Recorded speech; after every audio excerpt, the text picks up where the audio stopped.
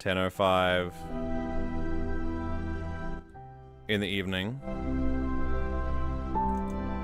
at nighttime. It's the Everything GM broadcast. It's the last one before a big break next week. If you've not been fed up to date stuff about what's been going on and you're not paying attention to the Discord, I'm letting you know now. That's right, I'm taking a break for my own mental well-being. That'll start from next week. We'll come back on the 23rd of April, which is next week. For now, this is the last stream. Before that break begins, we're gonna delve into more Mass Effect 2. So for now, make yourself comfortable, find a seat, and make sure you're hydrated. And let's do this.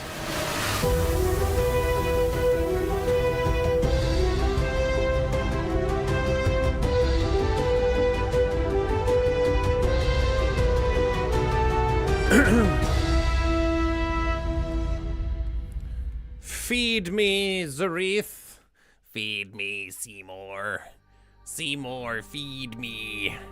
If you're wondering what shirt I'm wearing, it's my university choir shirt. One of many. This is my choir that I was in. That's the voice group I was. The basses. And that was 2018. It was good times. It was good times. I think that might have been my last year of choir. I think this was my last year when I left. Give me a mental health out of 10. Tell me how you're feeling. Give me everything. I would love to know how you're feeling today. And thank you for spending time with me today. Thanks for being a part of this whole thing. And thanks for allowing us to, you know, spend another evening together. Currently a solid rather be doing hard drugs than be at work out of 10. Well, joke's on you. Wow, I have good news for you, rather. I'm better than hard drugs. Don't do hard drugs. Do MJ. Exhausted as heck, not all that good, but choir training was great today out of 10. Very good, very good. I'm glad that at least choir training was a saving grace for your otherwise not so good day. Feed me, MJ. We've done this already. I will feed you whatever you desire. Feed your fucking clones out of 10. I shall endeavor to do so. Oh, for those who are not in the loop, I did quite a lot of stuff off screen. I have now kitted out all the clones. Prisma Battalion is ready. We have about 50,000 credits left stored up for wherever we're gonna go next, because I don't want to like spend everything in one town.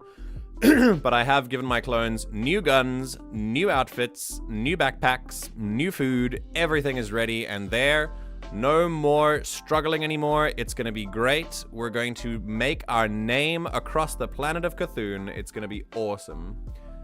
Yeah, I'm not lying to myself that you make me happy. That is a very nice thing to say. Thank you. Why am I now you make me feel bad for taking a break, to be quite honest. Now I don't want to take a break. Let's go, fella. I can actually watch the stream. Yay! It really I've taken painstaking effort to make sure that as many people as possible from all over the world can watch at least one of the streams. So I do like morning and evening slots. Unfortunately, it doesn't work the other way around, because when other people have times that they're comfortable with, like the evening, like your evening in the UK is not good for me. It's like 4 in the morning, so no one's awake. But we've been over this a couple times, but you know, time zones suck again, and the Earth is not just one pillar across which a single time zone moves, which is unfortunate and should be rectified immediately. I am like I said, I hope everyone's doing okay. Dapper Eggplant, how's your mental health today out of 10? Give me a score. And for the rest of you, we are going to look at some Tic Tacs today. Oh, I haven't actually advertised on Twitter yet. Give me a moment. Boop. There we go. Today in Mass Effect, we're doing Project Overlord, which should be quite fun. So don't miss. We don't want to miss that one. Move on. This is going to be...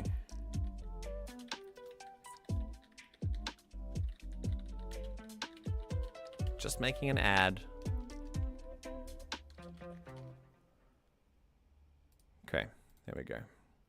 Right, I can't quite decide what the TikTok recap is going to be, but I think it might be Alan Watts because I love Alan Watts. So yeah, we'll kind of let it sit for a while, then I'll decide what we do later. 9 out of 10. Oh my god, that's amazing. We're dropping a 1 literally just because of this script. Otherwise, you're a 10. Dude, a mental health 10 out of 10 is a rarity here, so congratulations. I had to cancel on something today in order to have the time to make edits to this damn script. Okay. What script are you writing? Oh, is it a voice acting thing? Are you making your own script for something? Because that's really cool. MJ knows the Earth is an oblate spheroid, but he so wishes it was actually flat. No, because time zone would still work the same if it was flat. I want it to be a cylinder. I want it to be a place that the sun moves across at the same time, so we don't have any time zones. That's what I would like. In fact, that tempts me to make my my book world slightly more cylindrical, which wouldn't usually obey the laws of physics. Like, planets are like spheres. That's kind of how physics works and Newton's laws of gravitation. But that doesn't matter in a world of magic, so who knows? Maybe we could alter it. How am I doing? I'm doing fine. My energy has shot up, even imagining the break that I will be taking next week, which does fill me with joy at all of the cool stuff I'm going to be doing. So yeah, I'm quite happy about that. We'd still have time zones as a cylinder? No. No, oh no, not a cylinder. Sorry. A flat, a rectangle. So essentially what I want is a rectangle. Just a single pillar. Sorry. Just a single rectangle that's also... okay, you know what then? Flat. Yeah, sure, flat. No, you're right. I didn't think about it. I was still thinking in 3D space. But if it was flat, but also a rectangle that the sun could just pass across, that would be great. That would be great. And it would just pass across at the same time. So we would need to be thin enough for one time zone.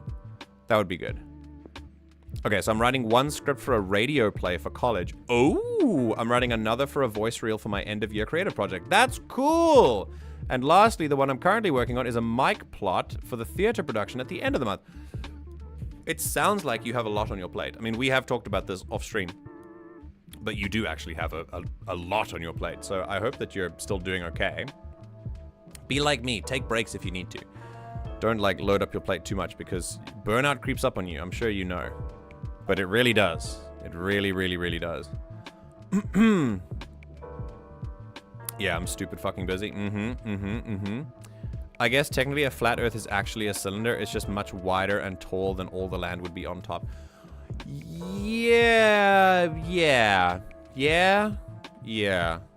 I must confess, I don't spend that much time thinking about flat Earth theory, so I would have to think more on it to be more certain. But sure, I'll take your word for it.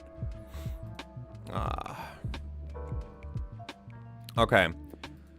So, I think what we're gonna do first is, well, I would like to, you know what? Okay, we got three possible things. We could talk about math, like how to teach math. We could also talk about D&D and like just tabletop stuff, or we could talk about philosophy and an Alan Watts video. Not quite an Alan Watts video, but like it's an Alan Watts edited video. Like it's his voice. And then I think it was part of the script was altered and then enhanced to make it like sound more like him. But it comes from an original speech of his that's been translated to the modern day.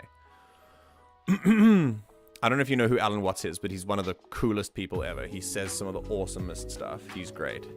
He's like the best yapper.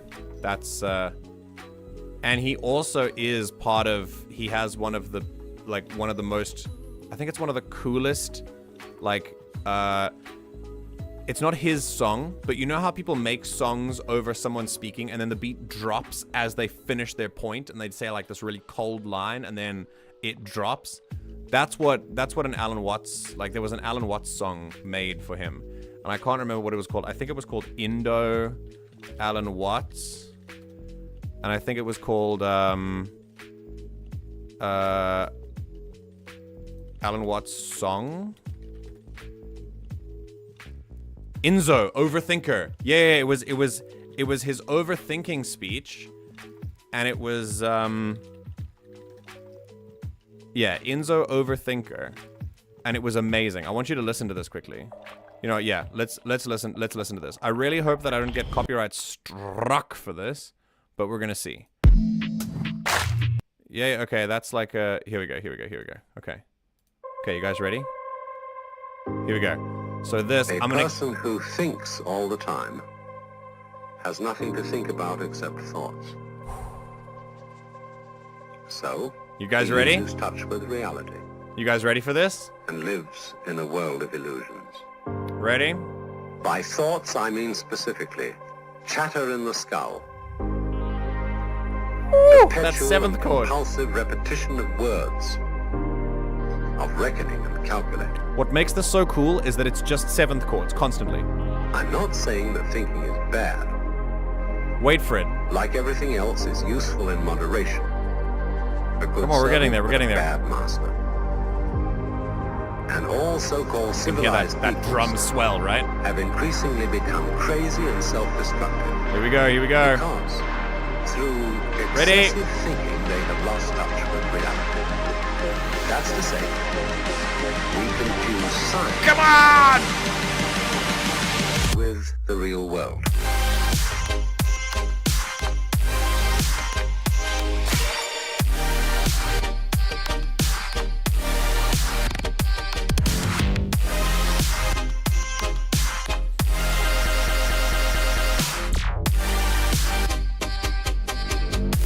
Beginning of meditation. Here we go again!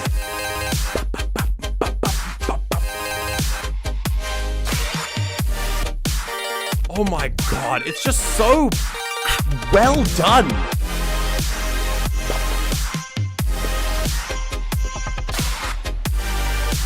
Oh my god, my hair's gone all over the place. Woo! And that's it. That's really what I wanted to show you. I think I'm gonna get clapped for copyright if I play anymore. But actually, no, you know what? I didn't get clapped once. That's great. That's really good to know. Still, just wanted to show you the whole thing. Like, just wanted to show you the first bit so we can get that. But, right? It blows your mind, doesn't it? It's so good. I love that stuff. Like, it's just the Alan Watts gets you into the, like... The Alan Watts gets you into the mind frame of it, and then when the chorus hits, it just cracks. And you're in the right frame of mind to have that kind of really quality post-processing on it, because this is a very well-produced song as well, at least to my layman's ears. And it's just like all the elements come in a very balanced way. Nothing really feels like it's overpowering anything else. It's just, oh, and then you bring in the different rhythms that overlap on each other. Fantastic. Fantastic. Whoa. Sometimes I would love to throw delay into music analysis, but it's 8 minutes of musical blue balling, so maybe not. I'm so down for that. And unless it doesn't drop. If there's no drop at all, I'm gonna kill you. But if there is one just eventually, then I'm okay. Then I'm good. Who doesn't love a little edging, you know? EDM really has changed the way music flows entirely these days. That shit was big. Yeah, dude. Yeah. I think EDM has changed almost everything about how we understand music. That's what I mean with musical blue balling. There is no drop. I'm gonna kill you then if you play that. I don't know what to do with that. My brain just doesn't understand it. All right. Well, I think what I'm gonna do with you today is we're gonna do some, obviously we're gonna look at TikTok. That's Discord. That's Spotify. That's TikTok. Jesus Christ.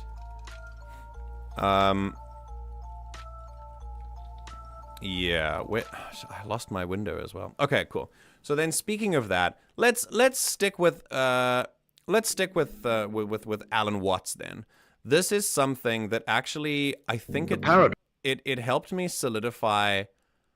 It helped me solidify, like, thinking that I needed a break, because it fully described the mindset that I was currently sitting in. And I want you to understand that what he's talking about, he talks about a specific situation, but he died in 77. Like, Alan Watts died in the 70s. So he hasn't been alive for a while, but this speech was like doctored to be more applied to modern day. So he mentions like scrolling TikTok in your bed. And when I watched this video, it was a TikTok that it came up in my feed in my bed, and it literally made me stop and go, oh shit. And that was what began that process for me. Well, that was what finalized the process. It was building for a while. I was like, I need a break from things. I need a break from something. And then I saw this video and was like, yep, that's it. Yeah. So this is Alan Watts talking about procrastination, I think. Yeah. Anyway, here we go. The paradox of wanting not to exist yet actively avoiding death is evidence that one ultimately wishes for hope rather than disappearance. It's the unconscious's want to die, but because the unconscious doesn't know what death is, it wants to have no control, because that's the closest thing to death it can think of. The death drive is the reason people stay in bed scrolling on their phone for hours, or why people stay in abusive relationships, because in doing those things, people give up control of their life. This relinquishing of control offers a semblance of relief from the burden of existence, providing a temporary escape from the complexities of life. However, it also perpetuates a cycle of stagnation and suffering, ultimately hindering personal growth and fulfillment. This revelation ultimately serves as a catalyst for self-awareness and growth.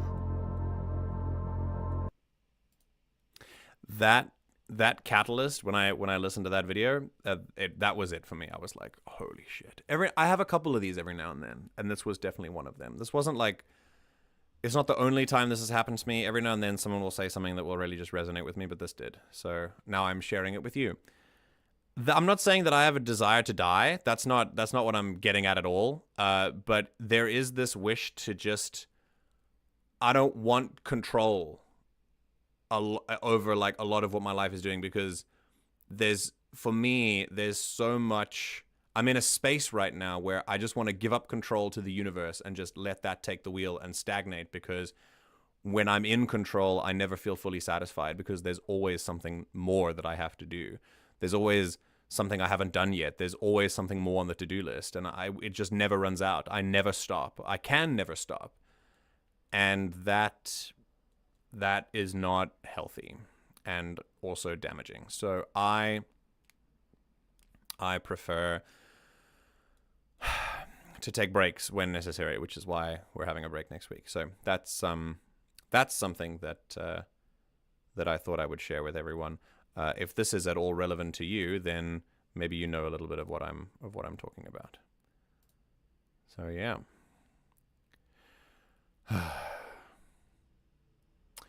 Okay.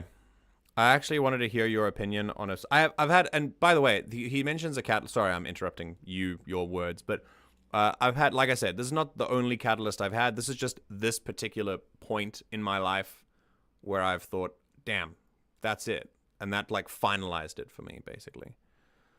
Yeah. I actually wanted to hear your opinion on a certain piece of music. It's pretty long and it's pretty heavy, though, to be honest. Well, I mean, I do music analysis, so please put it in music stream requests in the Discord, and I will get to it. And we'll do it next time. My catalyst was homelessness. When I became homeless for a while, that put the fear of God in me, man. I've achieved far more since then. It strangely gave me control back.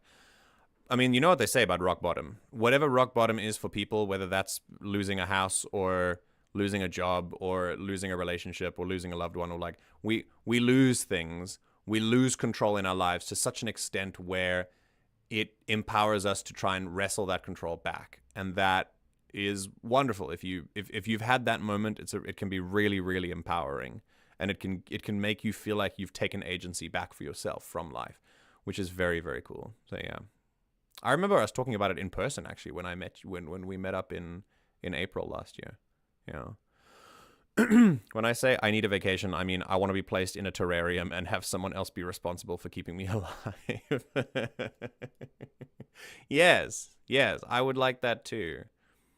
Yeah. But then many radical changes can do that. Yeah. Well, I mean, we're on the same page as usual. So yeah, there are many. Everyone has their own version of what rock bottom is for them.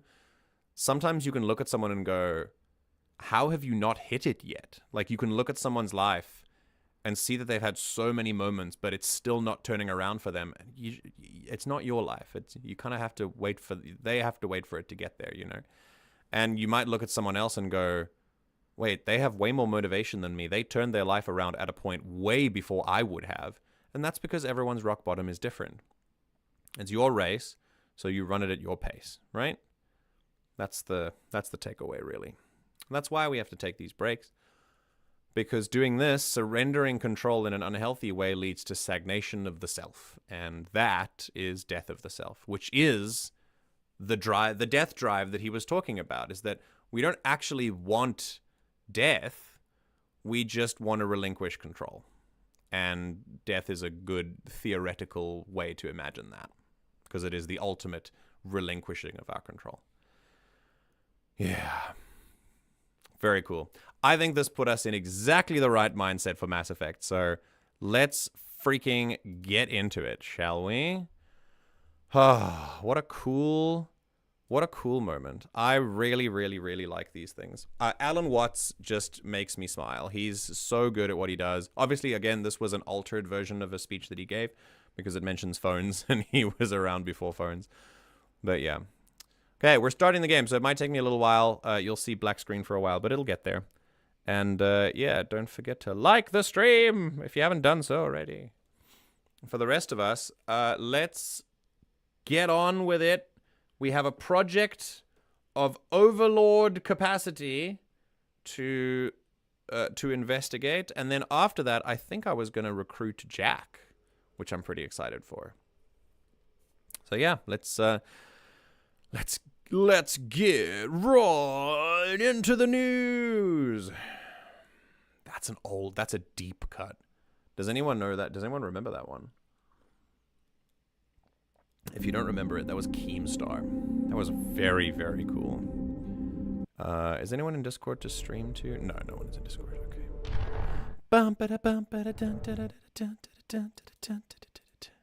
Any full screen application? Okay. Why would you do that? You do remember Keemstar. Oh, man. What a cool guy, right? Isn't he awesome? He's great.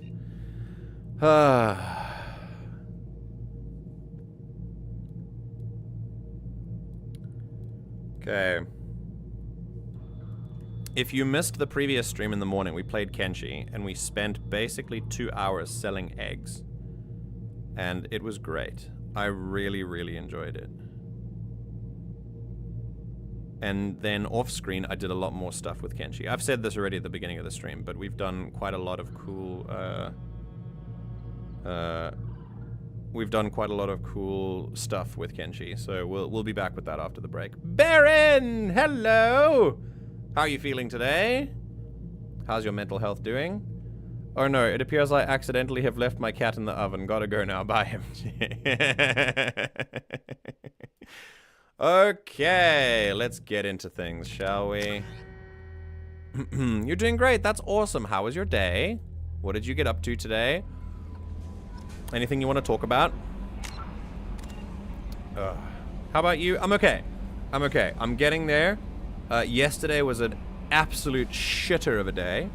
And then today was much better after I realized what I needed to do. Like you said, I don't know if I think you might have been in the stream last time when we talked about it, but I just need a break. So I'm taking a break next week. So unfortunately, you won't have streams for a little while from next week onwards. But we should still, hang on, if I can turn this down even more. Oh, that's too much. That's also a little bit too much. Let's go one up here. Yeah, if I, yeah, so I'm taking a small break at the beginning of next week for that reason. Just because I've been burning out a little bit, especially with stream stuff. Basically, stream stuff has kept me from doing other stuff, and it just kind of piles up on my to-do list. So I want to try and eliminate some of those things I have to do, and then we'll come back. But yeah.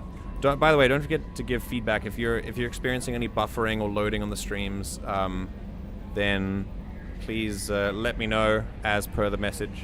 Mental health comes first. You're right. Of course, our metal health also comes first. That's very important. Don't forget about our mineral health as well. That sodium level needs to be remain consistent.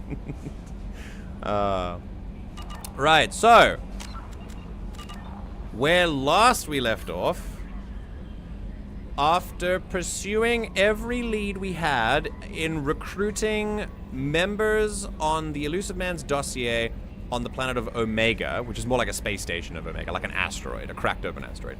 We've now retrieved Archangel, aka Garrus Vicarian, our good old buddy from Mass Effect 1, and Dr. Mordin Solus, someone who is not only intimately familiar with Collector science after curing a plague on Omega that was created by them, but also can help us against the Collectors and their kind of stasis attack that they use to trap all the humans before they take them away.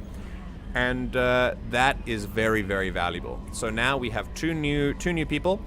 After that, we managed to pursue Kasumi's loyalty mission, which was taking her on one last heist, which we realized was a way to not just grab some very important data from her previous partner in crime, who was killed by Donovan Hawk, the greatest South African known to man, but also it was a way to connect with someone she loved, with her, essentially her loved one and partner in more ways than one.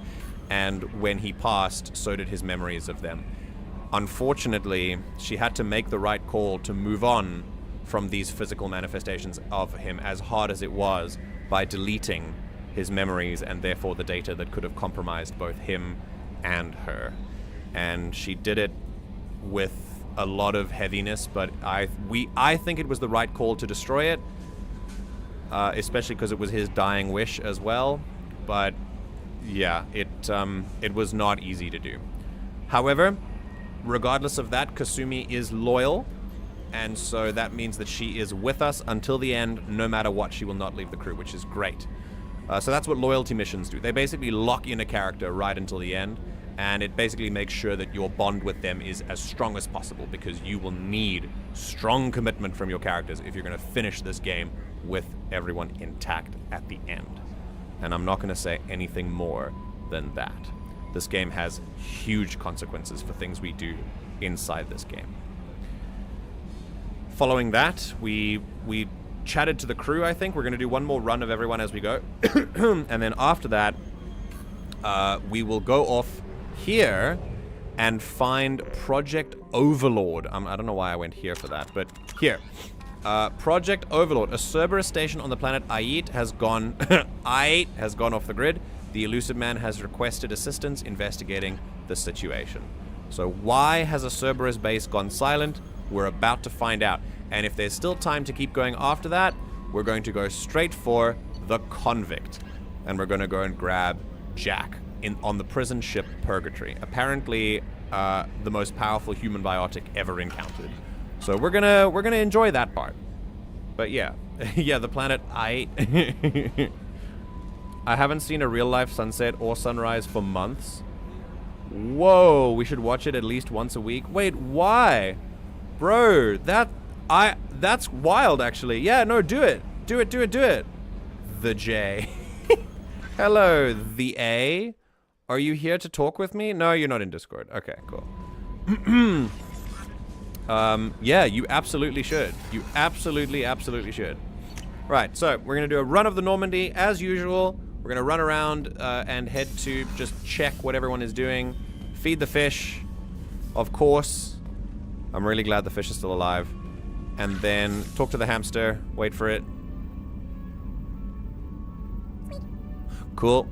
Gonna take a piss. Great. Gonna check ourselves in the mirror. Still great. Door's hopefully gonna open for us. Check if we've got any more medals. 2,000 enemies. I've now killed 2,000 enemies. I have killed 2,000 people over the course of these 2 games so far. Damn. Also, broke, blind, and bedlam. Gain the loyalty of the thief. I really like these. I really like this artwork. All right. Any unread messages? Nothing. Cool. I think it's time to change our armor a little bit. We can change the color maybe. We've done gold and white. I want to keep this outfit. It's pretty nice. What I would really like to do I am curious with some of these armors, but also often not really. I'm really looking for changing the colors. So let's make this like slightly lighter, and then just change the tint a little bit. I really like that dark red, like that scarlet vibe that's really cool. And then keep that as like a... No, I don't think anything else works here except for...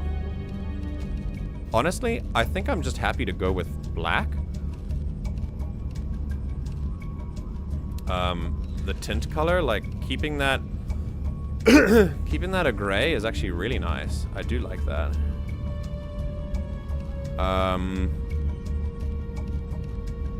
Let's see. I don't think that... What if, like, if we keep that gray, but then we make that, like, we make that the same color? Yeah, I'm okay with that. Yeah, I'm good with that. Okay, cool. That's gonna be good armor.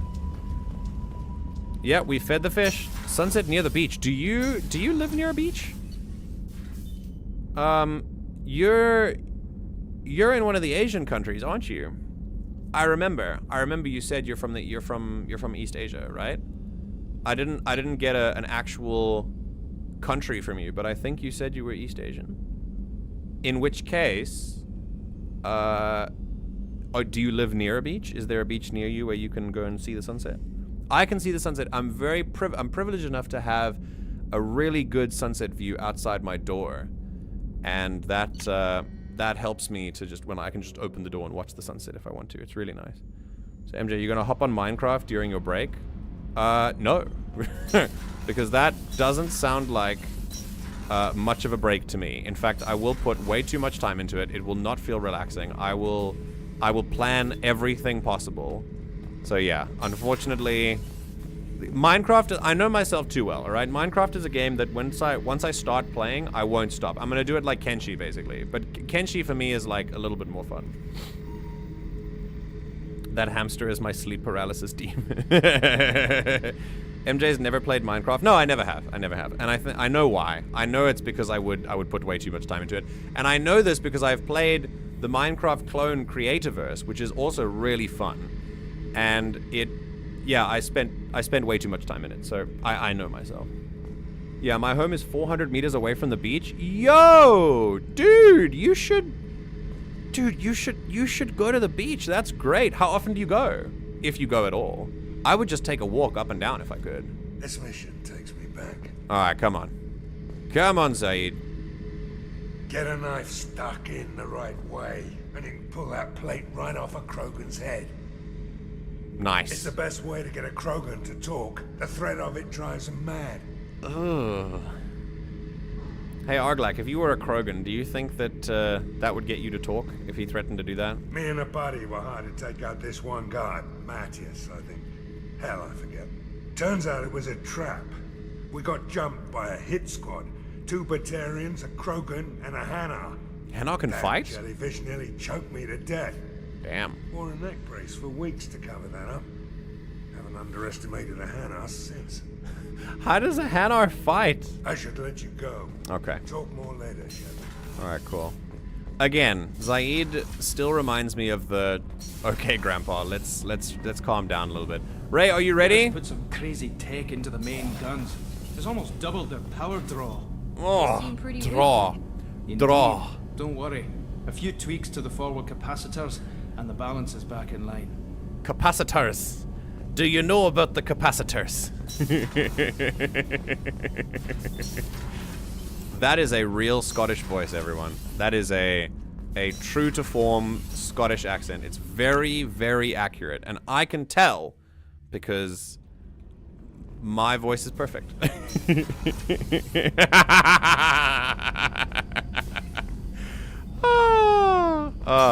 We love to see it. I'm still so amused that the bad accent man does both bad accents. I know! Isn't it crazy? I told Ray about it immediately.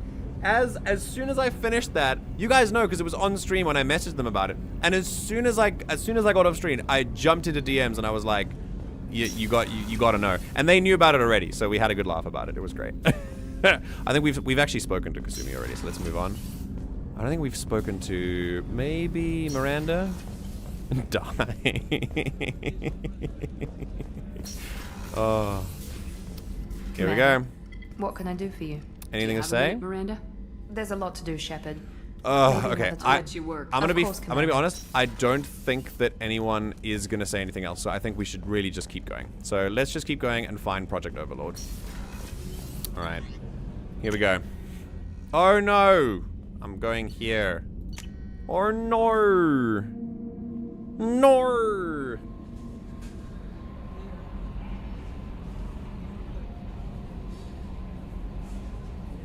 Okay. Right. So, Project Overlord it is. For you, Commander. Thank you, Kelly. Right. So we've done all of this. We are leaving the system. Oh, I think we're still in the Omega system, right? We're in the Serpent Nebula, yeah. Don't run out of fuel. Don't run out of fuel. Fuel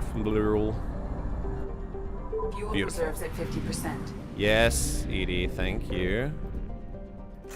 Oh, Ray, you weren't here when we probed Uranus. It was great. When you go to the local cluster and you actually you send a probe onto the planet Uranus. Usually Edie says something like probe away, launching probe, shit like that. And if you do it to that one, she simply goes, "Really, Shepard?" And then the second time you do it, she goes, "Probing Uranus," and then that's it. It's great. I freaking love it. Right, the Phoenix massing. We're going literally across the freaking galaxy. Holy shit. Investigate Project Overlord. I swear 25% of time spent in Mass Effect is triple checking nobody has anything to say because it takes forever to get through the Normandy. You're right, actually. It is quite a lot of time that we spend doing this. But I do think it's worth it just in case. But I think there's a good way of checking, especially in Mass Effect 2 and 3, is if you complete like a new recruitment mission, then you can go through and talk to them again. But yeah, I think there's one or two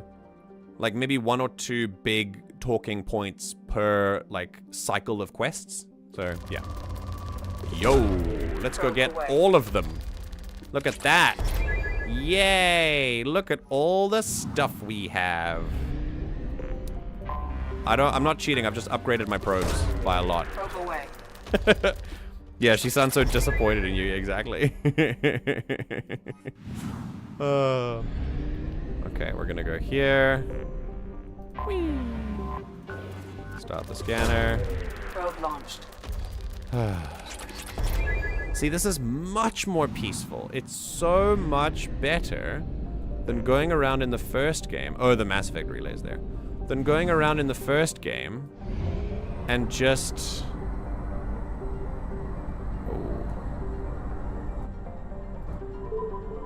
Yeah. Then going around in the first game, or sorry, in the second game, in vanilla without this mod to make sure you extract all the resources with one probe. And trying to find everything. Launching probe. I've done my time, alright? I don't need to do more. I really don't. Also, oh shit, I haven't done upgrades yet. We need to go and do upgrades. I'm gonna start the scanner. Probe away. Do that. And then before I land on the planet we're supposed to, which is that one. Hey, we found When will we learn to hyper jump IRL? Maybe after 500 years. Okay, now here. Probe. INZO! Yes! Projects. Element 0 is used for bio and tool upgrades, thank you. which allows squad members who have biotic and tech powers to be much more effective. Yay! Okay, we need more upgrades. Research terminal. Upgrades. Okay, we don't have any more upgrades there. I think we have armor upgrades. Yay! Tech upgrades. Hell yeah. Tech duration. 20% duration to all tech powers. Incredible. Prototypes. Advanced training. Shepard can learn to use a single bonus power. Obtaining more loyal squad members will increase the number of powers available for Shepard. Whoa! Holy shit! Each time the project is completed, Shepard selects a new bonus power and any points already spent transfer to the new selected bonus power. Yo! Wait a minute! So I get to choose something now? Yo, I get if you do the companion's loyalty mission, you get to choose their bonus power. That's so sick. Yeah, I'm gonna get flashbang grenade. Yo, okay, this is really cool. I love this. I don't know, is this is not a mod. This is DLC, right? This is definitely DLC. No messages for you, Commander. Okay, logistically, FTL is very weird. It certainly wouldn't be as efficient as in sci-fi. Yes, so this is what I wanted to say to Baron's question before we got sidetracked with upgrades, but, oh my god. Basically, fast in the light travel is very finicky because you can't go faster than light. That's how physics works, right? So, sci-fi is fun and all, but really the only theoretical way that we would be able to travel faster than light is by going through wormholes, and using quantum mechanics, right? Now, I am a high school level science teacher, all right? I don't know anything beyond that. I do like to investigate and educate myself, but I'm by no means an expert. In my humble opinion, when or if we discover a way to travel the stars in a way that's efficient enough to get humans there in more than one lifetime, I don't think that it will be as glamorous as sci-fi makes it out to be. However, it will still be something worth, talking about and worth celebrating for sure. And as for your question as to when I think we will be able to do that, if it's going to be anything like FTL travel, I think 500 years might even be too short. I think if we are going to discover and unlock quantum mechanics, remember that quantum mechanics only really started. Let's do some. Let me do a quick Google search. When did quantum mechanics research start? So I want you to 1900. Quantum mechanics developed in around 19 with the old quantum theory. That was around 1900. Okay. That broke away from the classical model of physics. And quantum mechanics is known to have started at around the year 1900, right? And with that said, it's only been 150 years since then, give or take, 125 years. And we already have quantum computing, not at a marketable or distributable level, because we still live under capitalism, so that will monetize and that gets in the way of funding and things like that. But if, even under a restrictive capitalist model of the economy, we still have a working example of a quantum computer and quantum microchips and stuff. That's insane. In 125 years, that's insane. Considering the length of the modern human race, that's insane. So I don't think it will take us 500 years. I think it will take us less than 500 years. That's as confident as I'm willing to be about that. Yeah. Cryostasis is probably the best shot, and even that is sketchy. Again, I have to confirm, you have to understand that I don't know what I'm talking about here. I am really this is just my theory. That's really it. And my theory isn't really worth much as an academic. There's also currently no major will for it. All the people messing with space are doing space tourism. It's all very arrogant. Yes, like I said, the restrictive economic model of capitalism unfortunately means that when we are exploring space, it's usually billionaires wanting to explore space for mining prospects, or for publicity, or for good tourism, as Ray said, which is unfortunately not really what I think we should be doing with something like space travel. But here we go. So let's, I think that's Stunlock number 1. Thank you for the question. Okay, let's go look at Project Overlord, shall we? All right, you'll notice that that after the loyalty mission, she now has a little circle around her, which is great. What is her alternate? Ooh, look at that outfit. That's great. Okay, we're going to Cerberus Project Overlord. For a science project, I want the best. I want Miranda, because she is Cerberus related, and I want Mordin, because he's a doctor. So we're gonna have both Miranda and Mordin here. Alright, I'm waiting for level ups. Miranda has nothing. Oh, I can't wait. I am the very model of a scientist Solarian. I've studied species Turian, Asarian, Batarian. Okay, ooh, strength of his shields? and increases his weapon damage. I think weapon damage. We're doing a DPS run for this Mass Effect run, and we're not on bad difficulty. Like it's not insanity. So yeah, because I'm not a masochist. Okay, now we've had the Avalanche does really good stuff. I want to change it to the missile launcher now, just so that I can mess around with the heavy options. She will obviously get a Locust. He will also get a Locust. Okay, awesome. Best SMG in the game. Cannot wait. Pain from that song. That's a nice song. What do you mean? Yo, hello? That is a new vehicle. Oh my god. Wait. Tell me we get to drive it. Oh, okay. My name is Dr. Gavin Archer. The situation is urgent. We're facing a catastrophic VI breakout. I'll explain the details later, but you must retract that transmission dish. The controls aren't far from your position. You have to hurry. A VI problem. Okay, all right. Well, I mean, this did not take long to kick off, so let's do that quickly. I just want to change just want to set up all my ammo for the mission, and then we'll head to there. Oh, we can't. Oh, isn't that a cool sound? Here, listen to this. Listen to it. Listen to it. Listen to it. Here we go. You ready? You ready? You ready?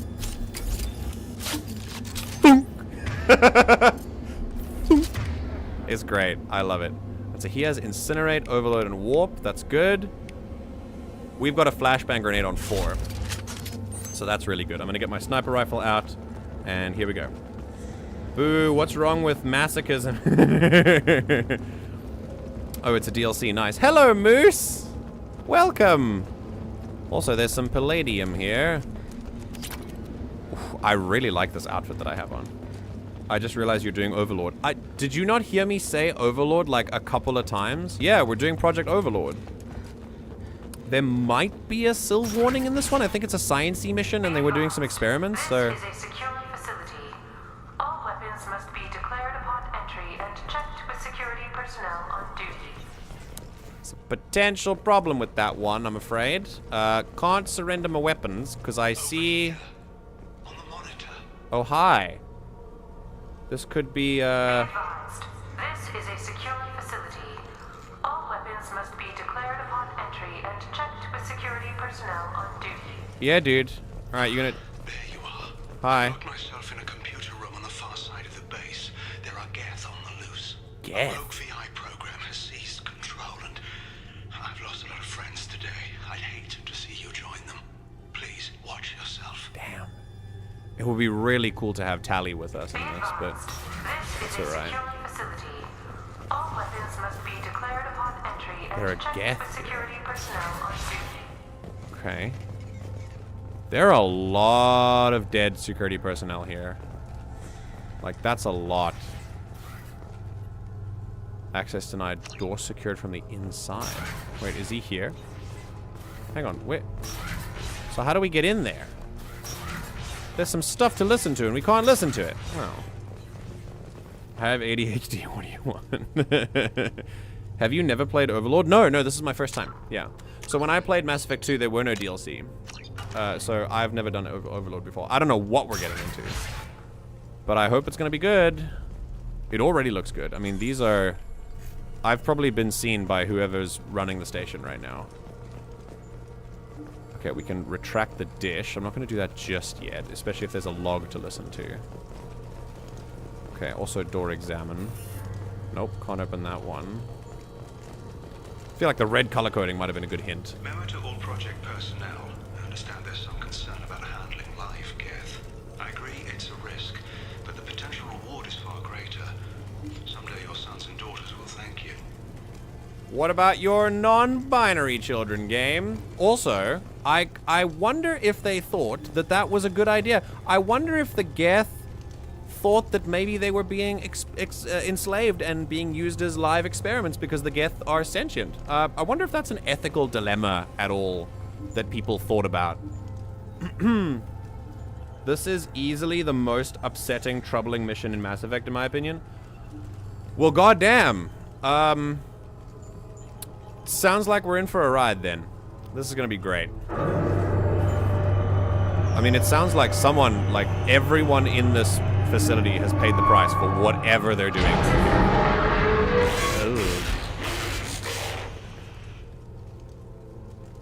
Damn it. The VI's overridden the controls. We have to stop him. He's trying to upload his program off-planet. Destroy the antenna inside the dish. There's a tram on the lower level. Get to it as fast as you can. Yep, there you go. Oh, hold on. Did this? Oh no, all the doors are closing. We're kind of being railroaded, but that's okay. This game is kind of a... That's very cool. I like that little visual cue. It lets us know that the VI is everywhere. Oh. I can't hear any speech from it, so... Also, these lights are green, and now the camera is just regularly following me. That is a little unsettling. Damn, there are a lot of bodies here. Brother. This is very unsettling. This is an automated security update. Geth activity has been detected. Please remain at your workstations until the all-clear is given. Well, my workstation is holding my gun and moving forward, so... Ooh, this is so cool. I mean, it means that these are like electronic screens that can be changed. That's pretty cool. Welcome. Today's lunch special is very filling with egg salad. Okay. Consider me unsettled. It's Geth.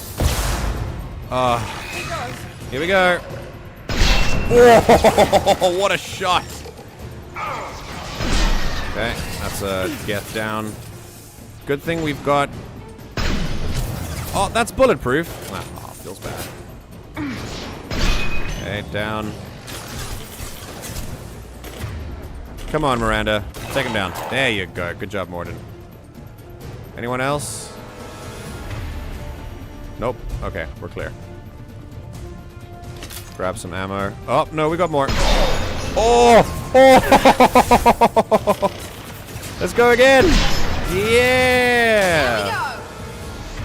Oh!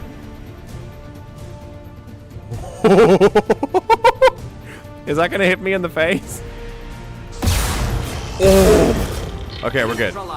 What's my, my incinerator is 3 and my flashbang is... Okay, flashbang. Hit him, hit him, hit him, hit him. Yes!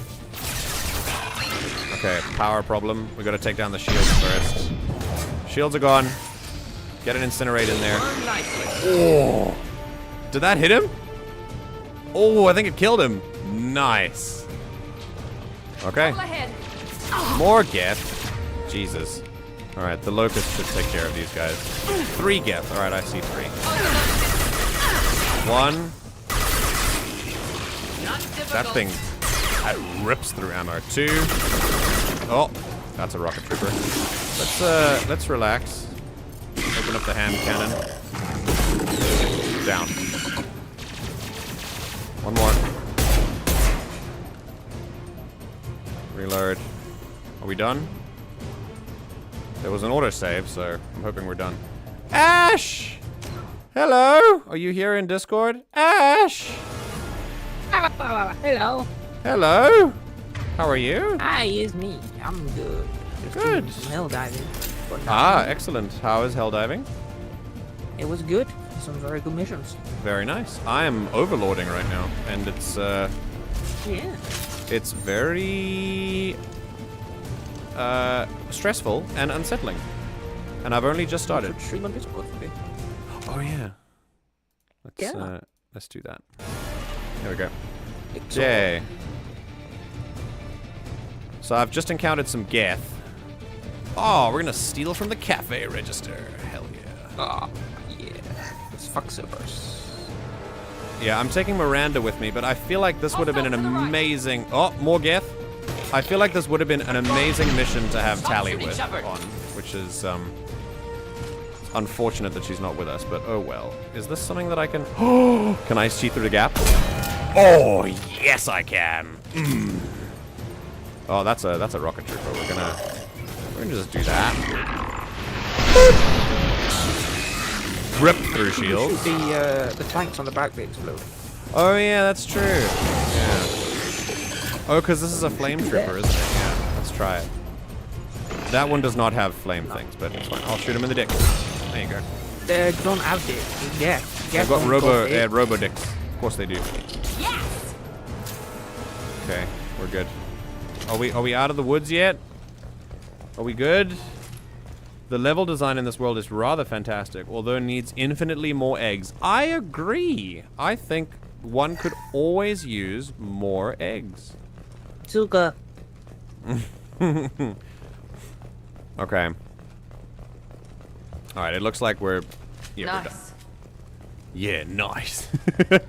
Miranda be Nice. like... Nice. Okay, so there are Geth here. Problem, potentially. Memo to all project personnel. Ooh, Archer, okay. Congratulations on your hard work. Tomorrow we make the next leap forward. It'll be a great day for Cerberus and an even greater day for humanity. Why does it feel like Archer is responsible for the bad things happening? And yet he's the only one to survive. It's pretty crazy that that is the coincidence. It's a very common storytelling trope. Since we're doing this from an analytical perspective, I sometimes forget that we're supposed to be analyzing this with media literacy. That this is a very, very commonly appearing trope. Not quite a cliche, but it is a trope that the first person that you speak to in a mission that is designed to unsettle you, it's something that is very unethical in nature, that the first person you speak to is intimately involved with that plot line, and they were like somehow responsible for it. That is a very commonly occurring trope. No. No, you will die. Okay, salvage spare parts. Sus to Major 7. Sus? Why are they so lovely? So much lovely crunchy dissonance. We love that. The crunchier the better. I hate that my brain regularly goes the same place as yours, MJ. Did you also go to Palpatine? Oh. With you. Understood. Okay, we're using the tram. Let's go. Yay. He's aligning the dish to a new upload target. He'll have a clear line of sight to our satellite. Seems like a smart VI. Okay. We still gotta go destroy the antenna dish. This way, right? Yeah, this way. Okay, let's do a save. Oh, the noise thing. Oh, okay. All upload data must be approved by your department supervisor. Okay.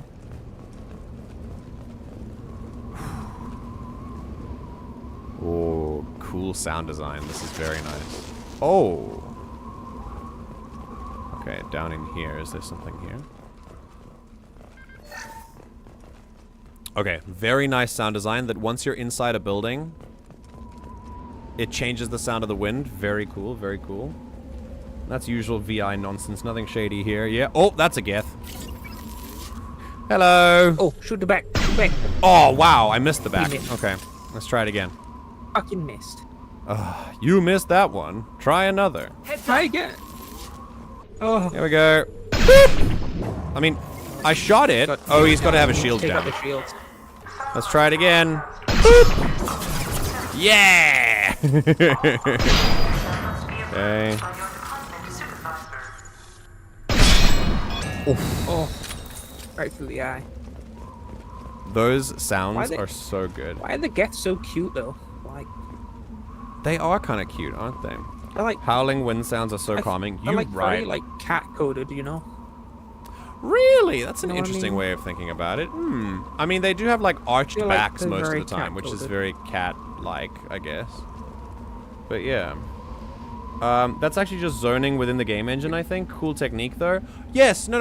I know. I mean, I know what it is. I'm just saying it's satisfying to listen to. That's all. Howling wind sounds are good. One of my favorite things is just kind of sitting, particularly with headphones on. Satellite broadcast window is opening soon. All upload data must must be approved by your department supervisor. Yep. Got that.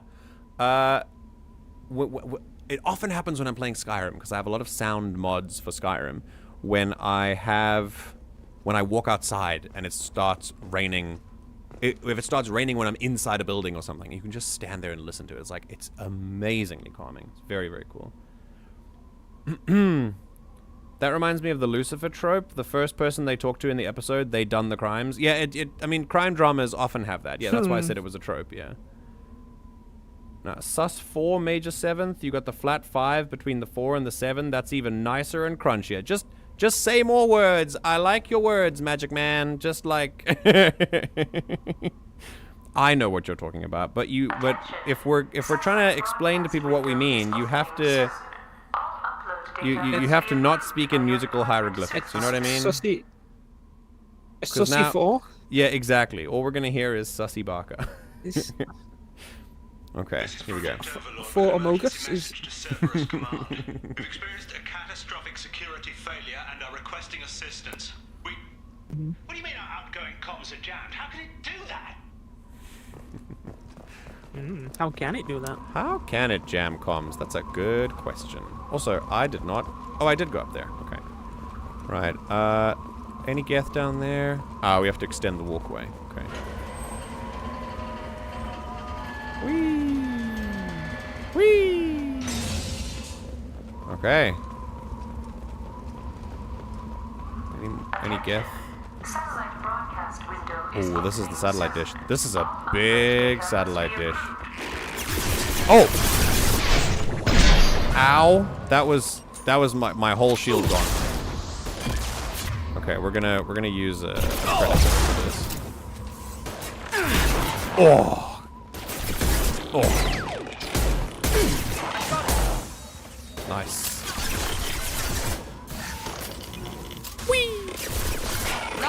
Incinerate does not work very well on Geth, which makes sense. Alright, here we go. C. And then the battery. And then the 2 gates. And then the things. Nice. As someone who is literally studying sound design, I myself only have a layman's understanding of this jargon. Yeah. For a second, I thought that VA was Nick Briggs' voice of the Daleks. I nearly screamed.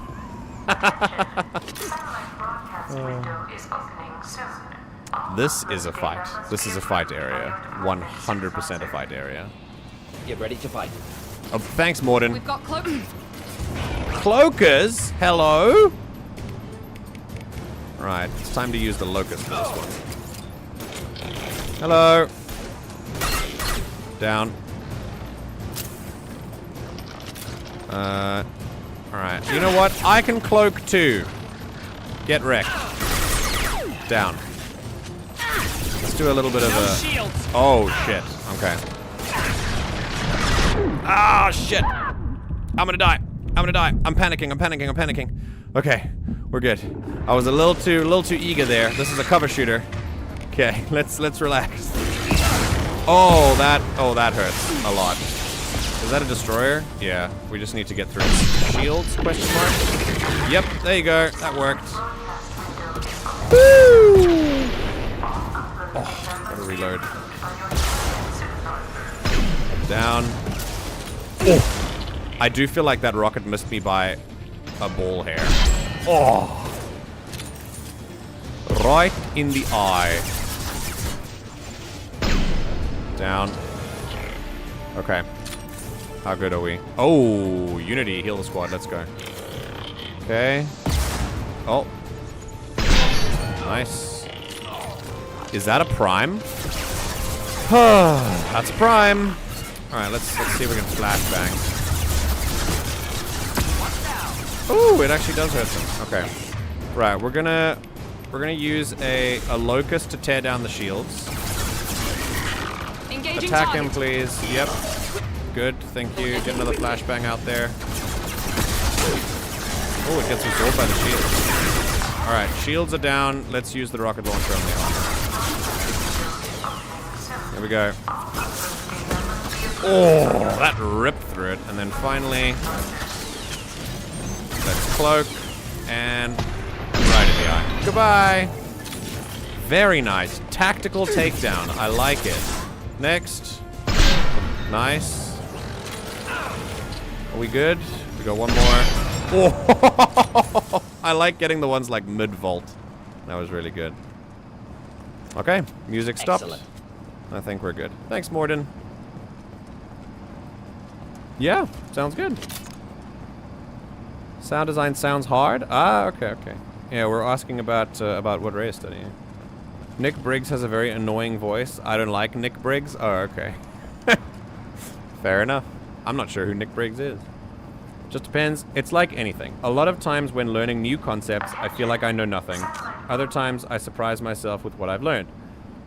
It's a learning process like anything else, and like everything else, what matters most is if you enjoy it. Good answer. Good answer. Very much so. Yeah, we're going up. I don't think there was a bonus down there at all. It was mainly just fighting through it, so we're going up. You need to destroy the support turrets now. They have their own capacitors. Try blowing them up. Can do. Expose the capacitor. Let's blow it up. Oh, we got Geth. We got Geth. Oh, we got Geth. Oh my god, that hurt. My shields. Oh. Oh. Oh. Oh. Can we find some cover? That would be great. Okay. Cool. We good? Oof. That was louder than I thought. Oh god, that's... Oh, that's very loud. An angry howl from the VI. Okay, here we go. Oof. We juked that rocket. That's a prime.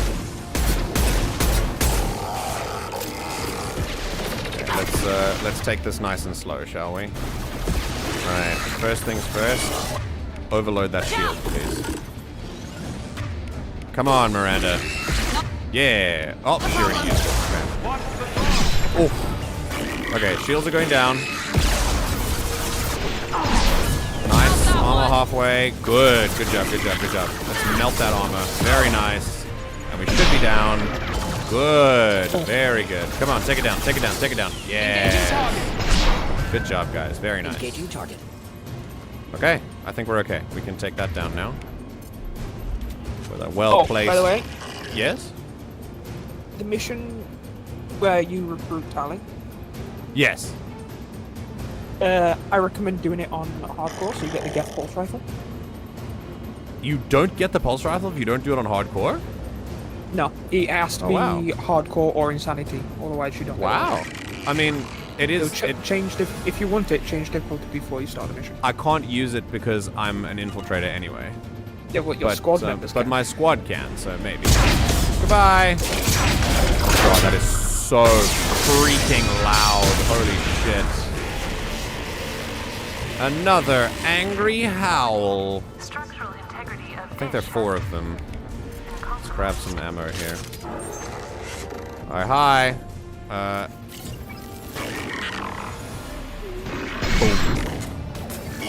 Enemy down. Nice-oo. Okay. Can we incinerate that? No. Ooh. Ooh, I like that. It reminds me of cutting the cables in Halo 2. Yeah. Oh. That was close. Oh no. Oh no. Kidding. Go. The whole thing's giving way. Go.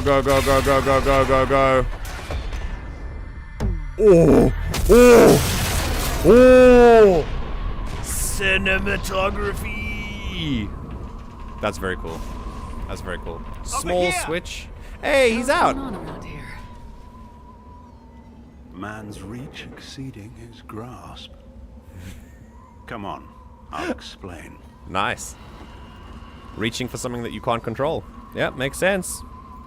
Wow, it's almost as if trying to create an AI to do everything is a problem. Oh, wait. It's not an AI though, it's a VR. It's a VI, yeah. It'll turn into an AI though, that's what they do. An explosion? Loud, you say? Yes, I know, right? It's quite crazy. Transmission disk destroyed, surviving scientist located. Okay, and that's it. Cool. You have my thanks, Commander Shepard. You bought us some time, though probably not much. This isn't over yet. Okay, yeah. Tell me who you are. Who did you say you were? Dr. Gavin Archer, chief scientist at this facility, and probably the only one left. There is something else going on here. You owe us that explanation. This is Project Overlord, an attempt to gain influence over the Geth by interfacing a human mind with a VI. The results have been less than satisfactory. No, it's Dr. Bright Bass. Wait, it's Kane? This is it? Wait, really?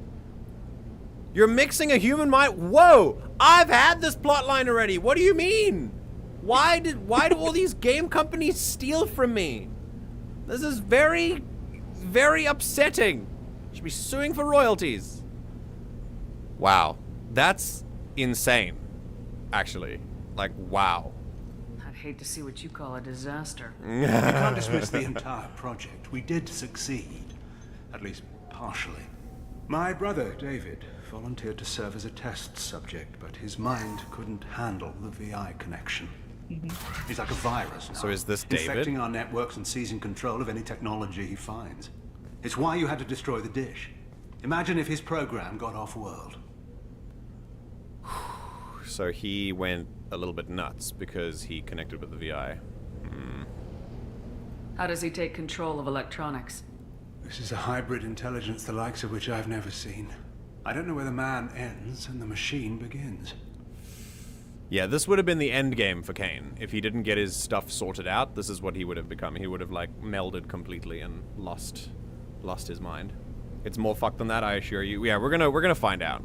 What's the worst case scenario? A technological apocalypse. Every machine, every weapon, every computer could be turned against us. If he hit the extranet, who knows where it would end? So a very, like, potentially super intelligent person mixed with a VI. Okay. Okay. God, I love having mates who work in TV. I just found out something rather fun. His Dark Materials behind the scenes info, which is really strange. Oh, wow, yeah. This will soon become real. I'm not sure if we're there yet. I don't know if we'll say soon. I think we're far away from someone trying to do this. AI is not... Remember, when we say AI in the real world, we don't mean AI. The AI is a marketing tool. The term AI does not exist yet. We don't have this, like, full intelligence that can think for itself without a human input or anything. Like, AI just doesn't exist yet. What we are dealing with is what Mass Effect might call VI, something that exists according to its programming only and doesn't extend beyond that. Like, even ChatGPT is barely a VI, yeah. You should have considered that before you started the experiment. We couldn't be expected to account for every outcome. Certainly not the abomination David has become. David, the VI has fortified itself in the main laboratory at Atlas Station. It's in lockdown now.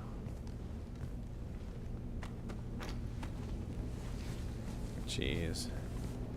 To enter, you need to manually override security from our facilities in the Prometheus and Vulcan stations.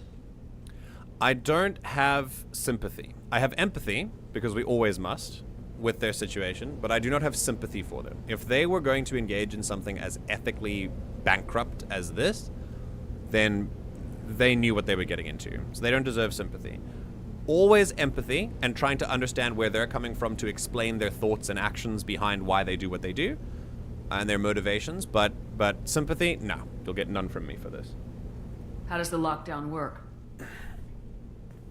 It's a fail-safe procedure in the event of an emergency. Normally, all 3 project leads have to agree to cancel the lockdown. Sorry, hang on. There we go. Left now. I'm the only one left now. There we go. Authorization, but you'll have to manually reset the other 2 yourself. And what happens if I have to kill your brother? Let's just hope it doesn't come to that.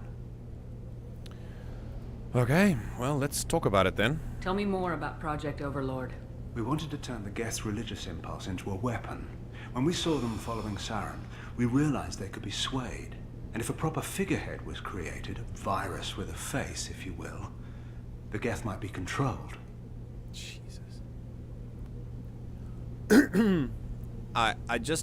I don't think I need to explain how messed up this is to you. If you don't think this is messed up, then tell me, and then I will have to explain it. But it's so fucked. Not only are the Geth an entire sentient species, just regardless of the fact that they're synthetic, this is so ethically and morally bankrupt. It is unreal. And what I'd rather talk about, rather than how messed up it is how reflective it is on the organization Cerberus. The purpose of this mission so far has been very clear in convincing us that we are in fact working for the bad guys. And they are willing to do the most insane shit to maintain control, to maintain power, to maintain human supremacy.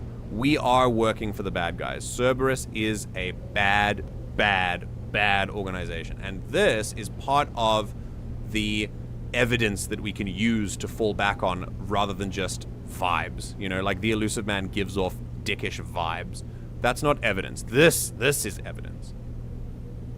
Basically, the TLDR of the info, parts of book 2 that were put into season 1 but was filmed for the second season, but then they put in the first season anyway. Very strange.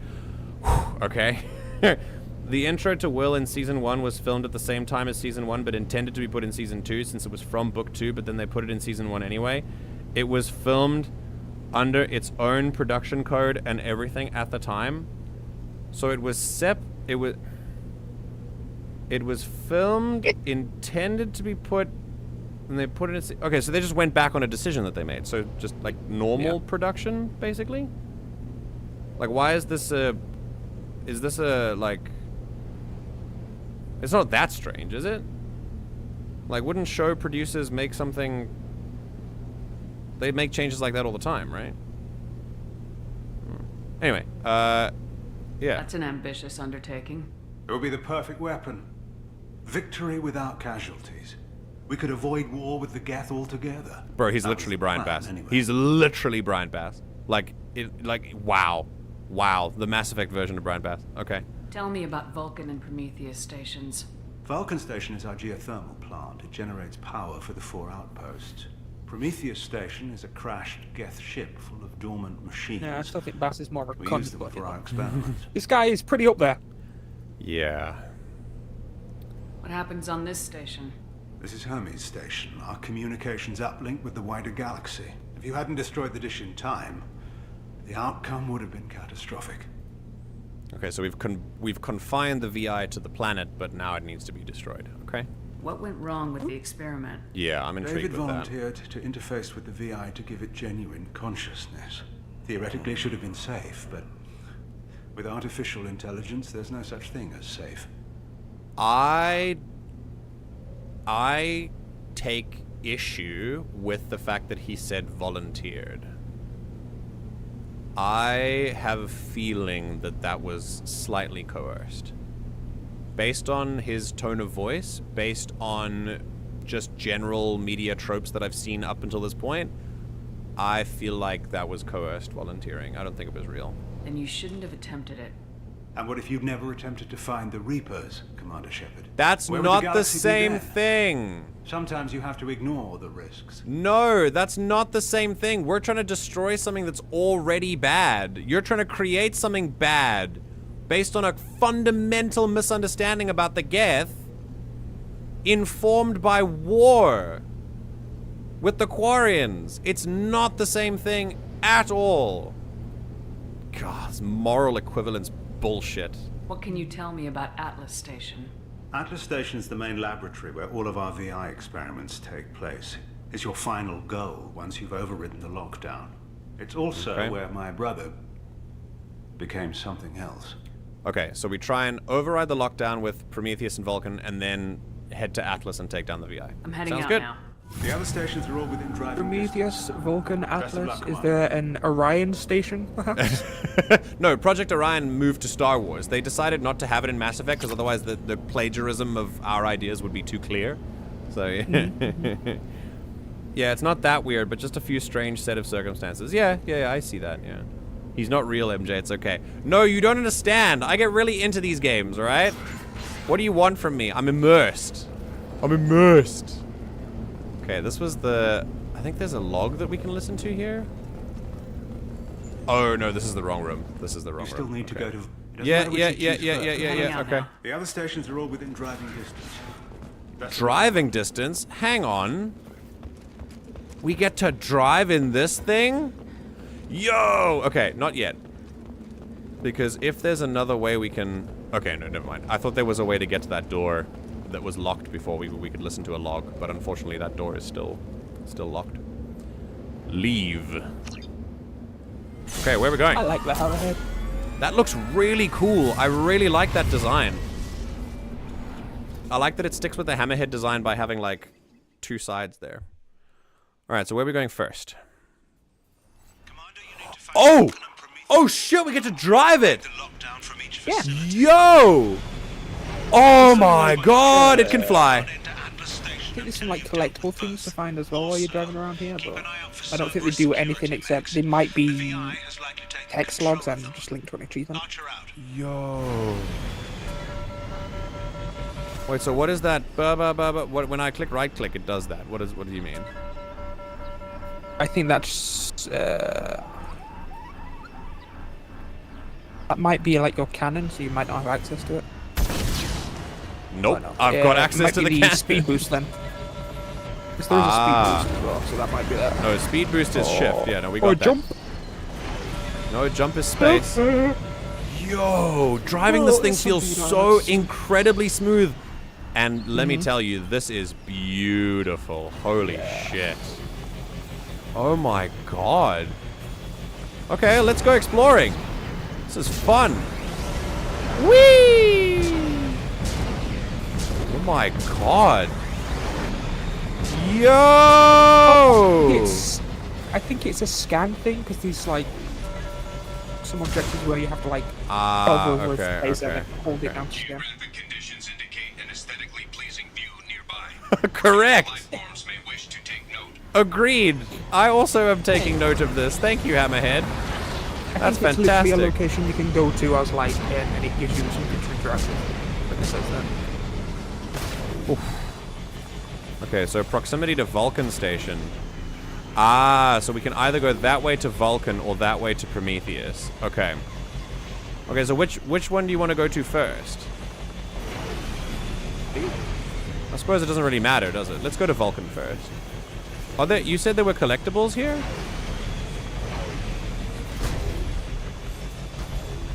I believe so. Okay.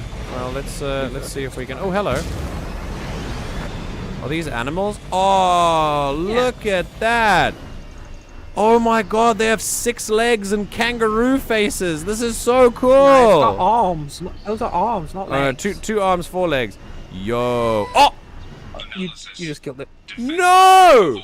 Oh god, it's the other creatures all over again. Oh, fuck's sake, MJ. Alright, it's fine. There are 2 Why left. would you? There are 2 left. It's okay. I didn't know I was getting that close. It's fine. It's fine. It's fine. It's fine. We're all good. Alright. Just cooked it with your fucking engines. Shut up. Shut up, chat. We're fine. Everything's okay. Quiet. There's a whole other DLC in which you get this and learn how to use this vehicle. You've clearly missed that one, so it's going to be a weird order of events. Oh, is Firewalker the one where you learn about the hammerhead? Okay, I should have done Firewalker first then. Oh well. That's fine. Okay. We're still doing... I feel like this might be... God, this thing flies so nicely. Turrets! Take him down. Wow, that really does not... That is... Jesus. I'm already taking, like, a lot of damage. What?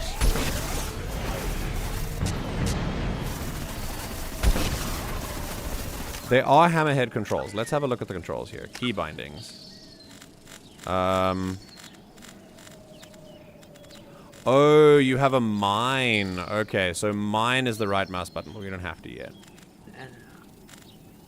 Oh yeah, okay, it's cool. no, it's mine as in like mining. It's a mine for not, like, resources and stuff? mine. Okay, Yeah. okay. Don't worry, MJ. You didn't grab the meat off the body, so it'll get back up. Yeah. Listen, that's Maybe, on the devs if it's not bleeding out. for not making Firewalker a requirement first if you own that DLC. That's fair, actually, yeah. That couldn't have been that hard to code, says someone who knows, in a practical sense, absolutely nothing about code. I don't feel like it could have been. I feel like just making a hard requirement, like, you can't play this mission if the other one isn't done, like, that's fairly easy to do. I'm definitely playing F-Zero after this. What is F-Zero? Oh, cool, they lock on. Wait, that's great. It locks on? Okay, sick. Yeah, something wrong. Oh shit! You just get to keep going. Yeah, we're gonna leave before we explode. We good? Okay, we're good. I didn't realize you could fire so fast. Let's go. Oh my god, that's incredible. Let's go. Can I leave? Can I escape the vehicle? No, I cannot. Okay, that makes sense. Can I hit that thing? It does not explode. That's unfortunate. Okay. Whee! God, this thing is so cool. This thing is really, really cool. Is there something to like... I feel like the station is up there, so I don't know why I'm down here. To check out the view, I mean... Damn, that's cool. Yo, look at those little creatures up there. Oh, that is gorgeous. Whoa, I'm so sad there's not a photo mode. But I think I will most certainly take a picture of this. Like, holy shit. Oh, can't do that, I guess. Alright, I guess it'll just be an eye photo. Yay. Oh. Oh, that's not a resource. Okay. Alright, well, let's go up again. Scan it. I can't scan. There's no scan button. Oh, it's a racing game. Ah, okay. Whee! Oh, I saw something. Did you see something? I saw something up on my screen there.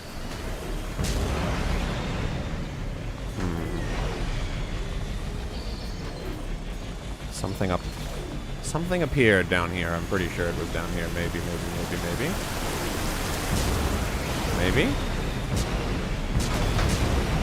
Oh, that's really... Oh! Yep, it was there somewhere. What does it say? An Emir mech? There's a mech over here?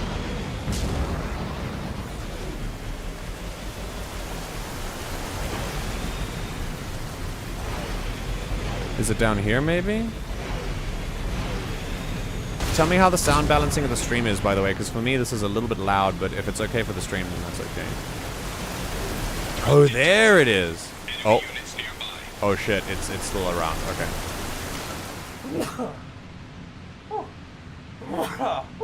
Okay. Oh, goodness gracious. My favorite is F-Zero Maximum Velocity. Okay, cool. Alright. I used to play a lot of racing games back in the day. Oh my god. Oh. Oh, that's... I zigged when I should have zagged. Take it down, please. Yeah, that's very loud. Holy shit. Can I go through there? Is there like a secret passageway? No, it's too loud. Oh my god. Oh, it's mineable stuff. Oh, okay, okay. Okay. Oh, okay, cool. So I found one, and I already know where the other one is. I thought it was like a packet that we destroy, but you said scan it. That's what you meant. Okay. See, remember, I haven't done Firewalker, so I don't know what scan it means. And I also didn't realize what it was referring to, unfortunately. Huzzah! He scanned it. Yeah, like, Listen, all right. I don't claim to be smart, all right? In fact, I don't even like the word smart. So, oh, you have to actually, like, stay here. I haven't done Firewalker. I didn't know that I could scan for things. The control says mine, not scan. So, I'm just saying. It's a little confusing, all right? That's it. Whee! So far, Project Overlord is fun. I am really enjoying this. Oh.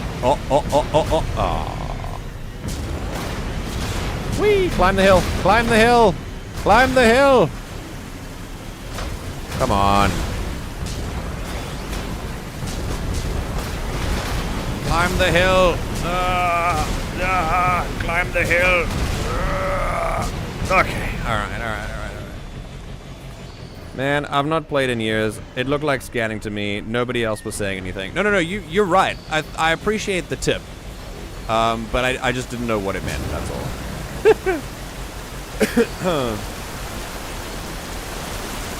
Okay. Is there anything more here to be scanned? Again, another example of unfortunate game design, because I think they should have definitely told me that I needed to play Firewalker before doing this. Oh, more cool kangaroo creatures. Nice. And another scanner. Yeah. Oh. Another Cerberus data packet has been recovered. Nice. 3 out of 6. This shouldn't be too hard to find, to be quite honest. Press F to transition to Vulcan Station. Well, now I don't want to.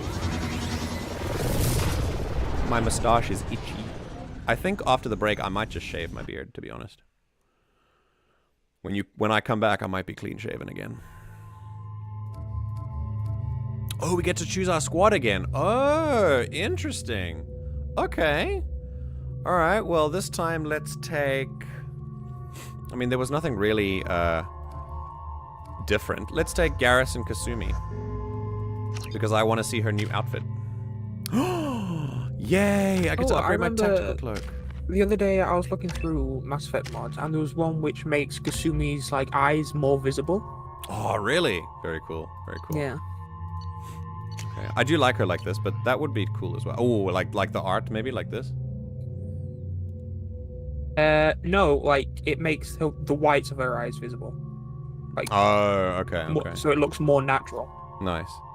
I'm reaching that point myself. I keep ping-ponging on whether I can be bothered to at least trim my facial hair. I do trim. I trim the mustache because otherwise it becomes like a caterpillar over my lip, and that, I don't like that. That doesn't feel nice. Come on, run them over. Run them over, run them over. Oh, that's creepy.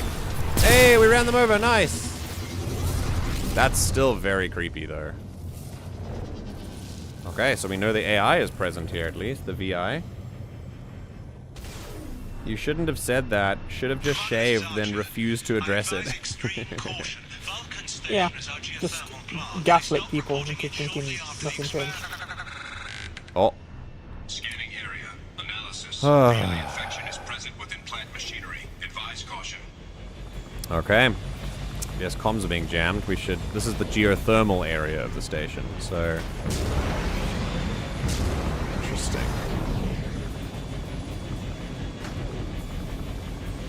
Oh, it's lava. I don't think we can go in that. I'm gonna jump over that just to be safe. Why so not? We should... You oh, hover. Okay. You hover mode. Oh yeah. All right, let's try. Oh no, it said it makes hurty sounds. Yeah, it makes hurty sounds. So I'm not gonna mess with that anymore.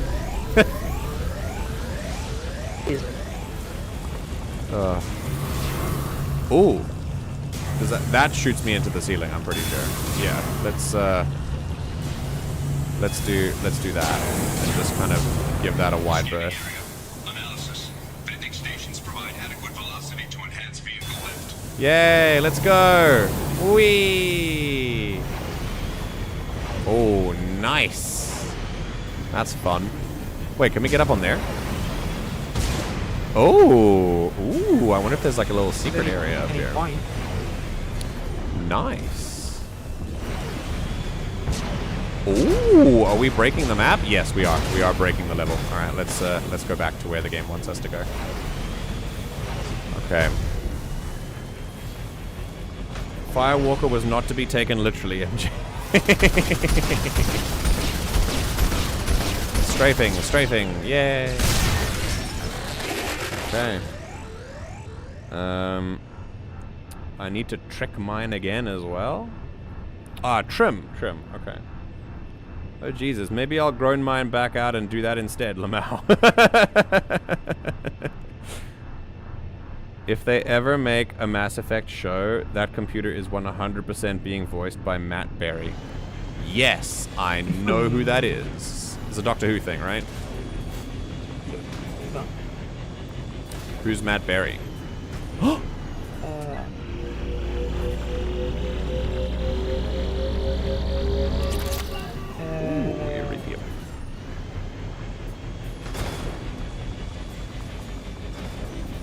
Yeah? Who's Matt Berry?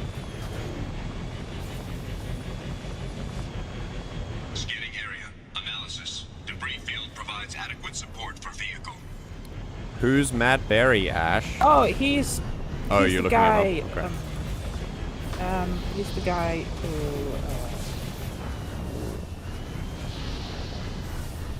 Wow, that's so cool. Look at that. You know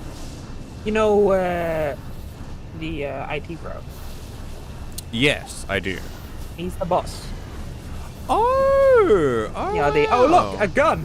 Yeah. Oh, and he's from What We Do in the Shadows as well, yeah. Wait, I know who Matt Berry is! Of course I do, he's freaking amazing! I love him! Yeah. I love him. He's the Mr. Handy Robots in the Fallout series as well. Oh, okay. He's like, you really are the most devious bastard in New York City. He's that guy. I love it. I love him so much. I just didn't recognize the name, that's all. Also, very cool. I'm a big fan of graphical effects and the immersion with all of these, like, ripply air things. Yes, continue. Continue? Yeah, he voices 8D8 in the Book of Boba Fett. He voices who in the Book of Boba Fett? 8D8. 8D8. Oh, there's like a... is it a droid? Yeah. Oh, okay, cool. Come on, buddy. Hey. Thruster velocity is inadequate to clear the wall ahead. Alright, thanks, VI voice. I'll take care of this, I guess. We gotta go around, I think. Nope. Can we get out of the vehicle? Do we have to shoot that? Oh, we have to exit the hammerhead. Okay. Oh, we're done. Okay, this is the area. Okay. Well, if we're dealing with VI, then we've got to have synthetic ammo on. So let's do that. Okay. And then no relation to controversial Chuck Berry. Yeah. Jabba's torture droid from ROTJ, but now he's Boba's assistant droid and voiced by Matt Berry. Yes. Okay, very cool. Ayoade was the protocol droid in Mando Season 1, Episode 5. Yes, I loved Richard Ayoade in Star Wars. He was great. I think he was a great pick. A perfect droid cast, actually. IMO. Morgeth? Question mark? Yeah. Oh, Loki mech. Well, that's one. And that's two. Great. I love the Loki mechs are the most satisfying kills for me because their heads come off. It's great. Boink. Oh, I missed. Holy shit. Can't get there. Sorry, Kasumi. I stole your kill, I think. Okay. Oh. Warning. Pressure levels in valve A3 have exceeded maximum threshold. Manual control is required. Okay, we're gonna bypass that. Engineer's log. We've registered a huge spike in energy consumption. My technicians traced it to the experiment underway at Atlas Station. We're trying to raise them now. Warning.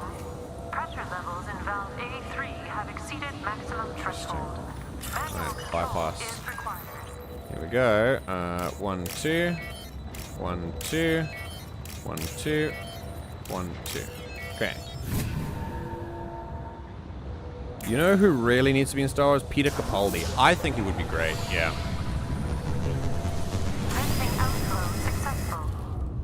Ooh. Okay, now we can get up to the top. Yes. Okay, cool.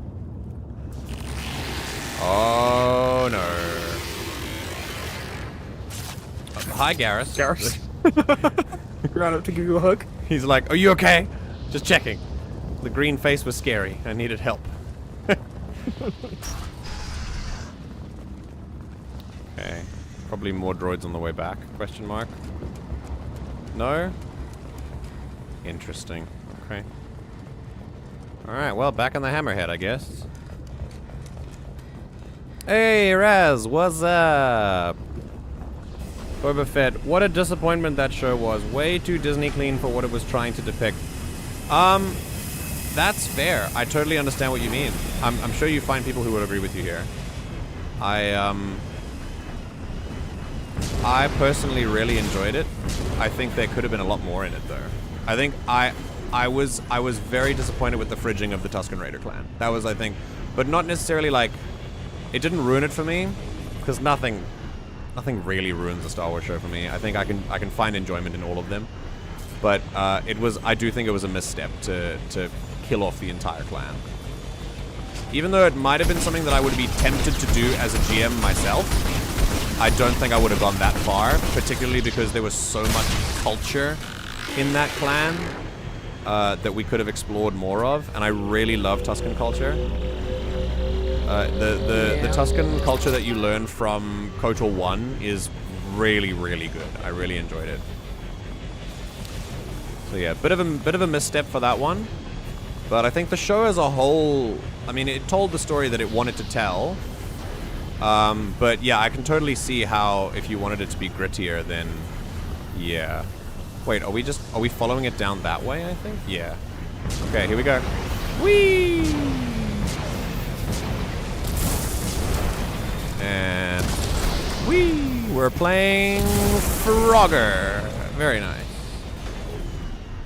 Actual relation to Glasgow's own Louis Capaldi. Wait, for real?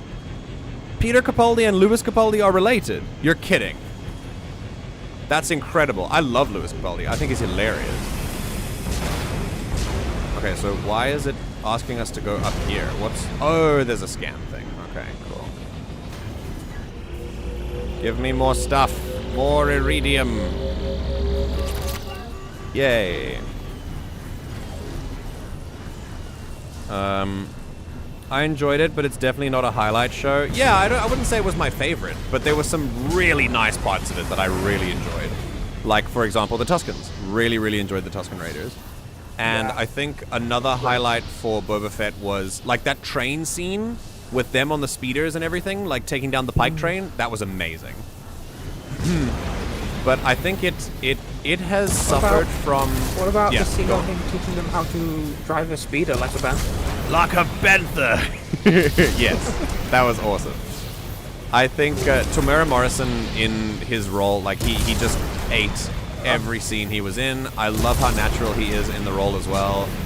I think every role that he gets in Star Wars is one that he just serves every time. It's great.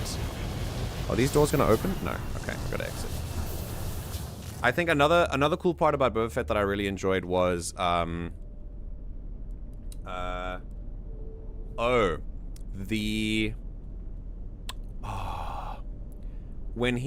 basically his plan, essentially. I like the underlying narrative of Jabba aimed to rule with fear, I aim to rule with respect. Like I like that change for Boba, especially coming from the beginning, and like his development through that was really nice. And I also enjoyed... Oh, I'll tell you, there's one thing that I thought I would have loved to see more fleshed out is... Boba Fett suffers from... This is going to be Stunlock number 2. Boba Fett suffers from the same thing that so many other modern shows suffer from, and that is this 6-episode sacred limit that they all seem to stick to, when you could very easily have told Boba Fett's show in more than 6 episodes, or if you didn't have 2 entire episodes that didn't have Boba Fett in them at all, that would have been something interesting. I know what they were trying to do, I know what the intention was, but then I think it might have been a better idea to have it as 8 episodes rather than 6, so that if we want Mando in the Boba Fett to explain why he's there helping him, that's great. I'm fine with creating like an expanded universe kind of vibe. If that's what you want to go with, I can get on board with that. But I think then add more episodes for Boba, because the end of the show felt very it felt tied up too quickly. I really enjoyed the way they depicted Fennec Shand just like taking out the Pike leaders, because it was all just like done in a very quick way, and it was very like by the book. But I think there might have been a little bit more a little bit more fleshed out, especially tying up those loose ends. I definitely think they wanted to just get it over with by that point. However, having said that, I think one of my favorite parts in the 3rd act was the final fight between Boba Fett and Cad Bane. That was amazing. I really, really enjoyed that, especially with the context of the Clone Wars up until then. Yeah. Also, Cad Bane is 100% still alive. Really? Is that just your head? The last shot was his armor with a blinking light on it. Oh yeah. Wasn't it him in like a Bacta tank or something? Yeah. Or was no, it was him. Oh, it was that was Cobb floor, Vanth in a Bacta tank. Yeah, but like Cad Bane's armor had a light on it blinking, so it could have been a life support thing. Okay, like an emergency med pack. Yeah. Okay. Yeah. Wow, Peter and Lewis are cousins. That's so cool. It was far too sanitized. The Rancor-like writing as well. Oh, that was great. Yeah. It was far too sanitized for a show about the criminal underworld, headlining a notorious bounty hunter. No less. It should have been far grittier, a missed opportunity in my honest opinion. That's fair. Yeah. I understand that. I think Star Wars, it is marketing itself mostly to a younger audience, and so it needs to understand that having like an 18+ Star Wars show would take away from the appeal of Star Wars to all ages, I think, maybe. Well, I don't know, Andor managed to be kind of gritty, but without the thing. But I don't want to use Andor as like the gold standard for all Star Wars. The Deadpool movie that's coming out is going to be the first R-rated Disney movie, so... Nice, yeah. Maybe they'll... They might, start being more lax on the shows and stuff as well. Hot take, the mods were good. I liked them. I thought they were interesting. I thought they added the goofy camp Star Wars that is like classic Star Wars stuff. I really enjoyed the Power Rangers. I enjoyed their speeders as well. It was great. I need to try watching more of the Star Wars shows. Only one I've seen was Mando Season 1. I didn't really like it. That's fair. That's fair too. You don't have to like all Star Wars. The fact that I do is definitely, I think, not something that many people in at least like our friendship group agree with. I think everyone has at least one Star Wars project that they hate. Most people have multiple Star Wars projects that they hate, and I just don't. But I'm not alone. I know that. I definitely know I'm not alone. Oh, Danny Trejo, yeah, as the Rancor like rider, yeah, for sure. Very, very cool. All right, let's take that out. Okay. Danny Trejo has more on-screen deaths than Sean Bean. Really? Damn. Okay. Very interesting. Right, bypass. One. Oh my god, that's very close together. Okay. Echo was, I think, TV-15. There was a hefty amount of blood and shit in that show. Okay. I dislike a decent amount of Star Wars. Still a fan of the franchise, though. That's fine. Yeah. I think people tend to let their hatred of... Oh, God. I think people tend to let their hatred of, like... or their dislike of various projects infect the franchise as a whole. And I'm under no illusions that the Star Wars fandom is some of the most toxic people I've ever met in my life. And it really makes me... It really makes me cringe. Especially the treatment of actors and people who take on roles in the Star Wars universe. Like, it's just disgusting behavior. It really is. Hi. You guys good? We're gonna just preemptively fire on you. No one hates Star Wars more like a Star Wars fan. Correct. just make sure you stay down. Very nice. Okay. Oh, that would have killed them immediately. Okay, maybe I should have done that later. Alright, cool. Okay.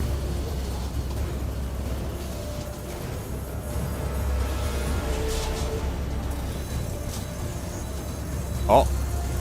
Oh, little drones. Cool. Oh. This AI is, I don't think the AI has, like, a lot of access to very high-tech machinery, to be honest. I mean, it's got low-key, it's got in-ear mechs, but they're usually, on the outside where I can take them down with the hammerhead. So. Oh.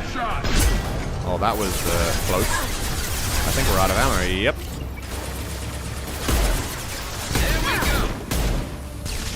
Come on. Nice. Good shots, everyone. Very good, very good, very good. Okay.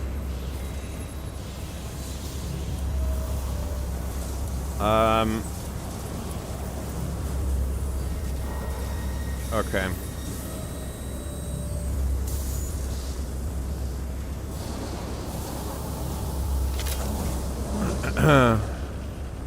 Hang on, I'll read chat in a second.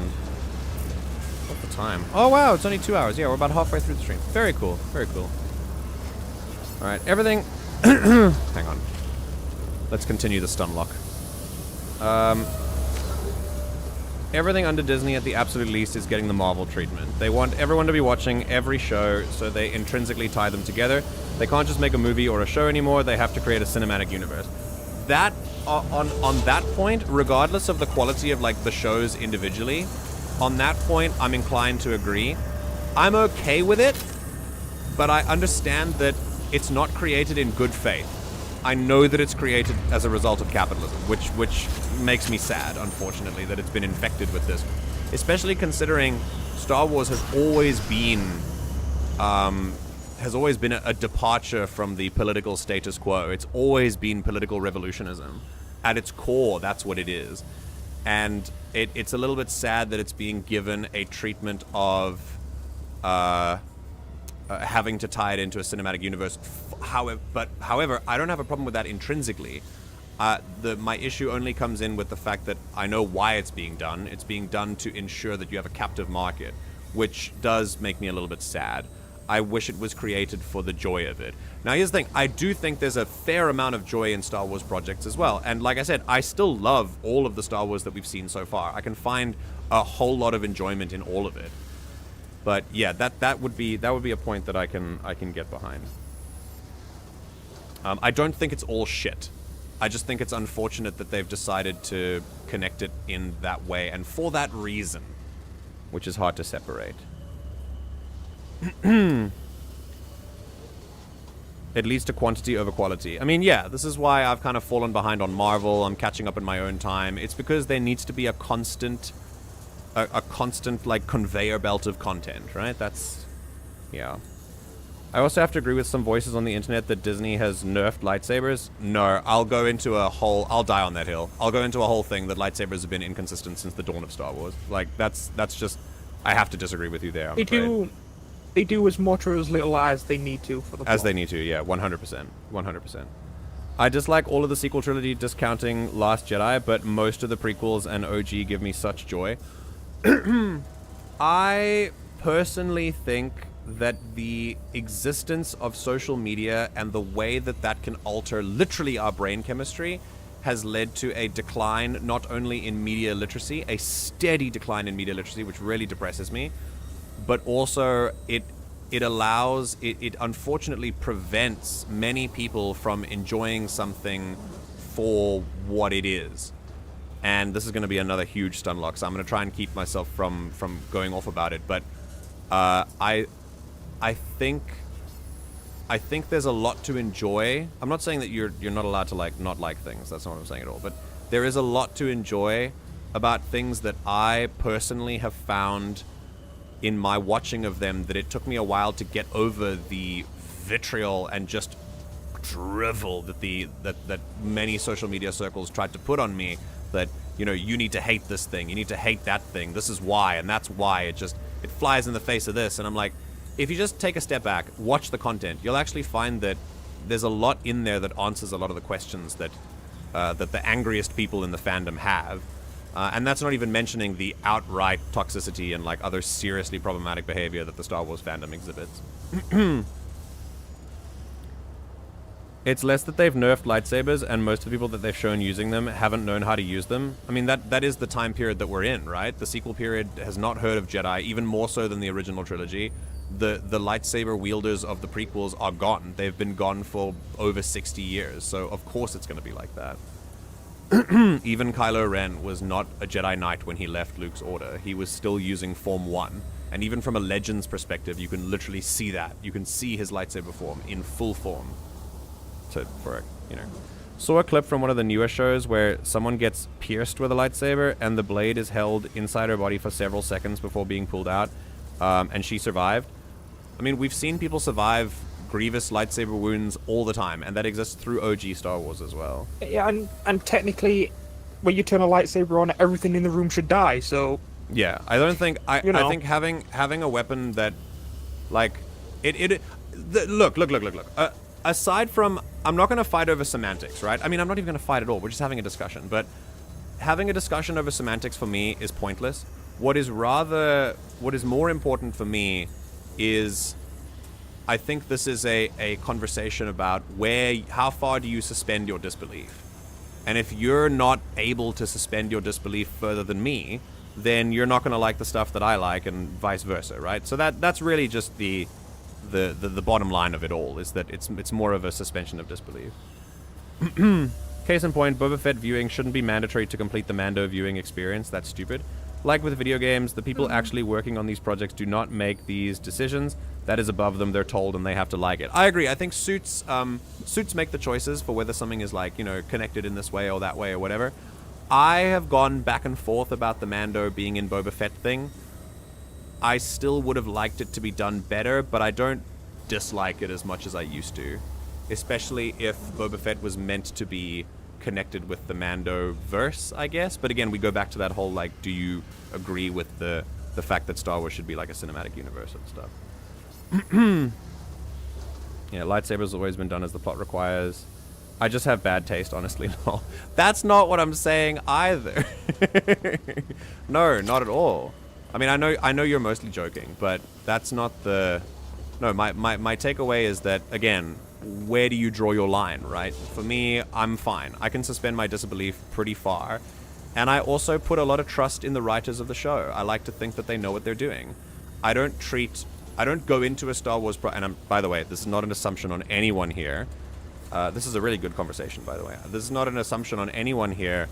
I simply very purposefully go into a piece of Star Wars media, or any media really, not just Star Wars, but any media, trusting that the writer knows more about writing than I do, and not thinking that I'm going to find a plot hole, or that I'm going to, like, see an inconsistency here and there. I don't go into media like that. I go in essentially, you know, just experiencing it and looking for stuff that I enjoy. And I don't really like to waste time on things that I don't enjoy. But I think going in with the kind of values that I try to put across, like empathy and positivity and optimism, all these things, for me, they have given me a much more valuable viewing experience for the media that I consume. And that is particularly true in Star Wars. Does that make me blind to things? No, of course not. But it does enhance the viewing experience, in my opinion.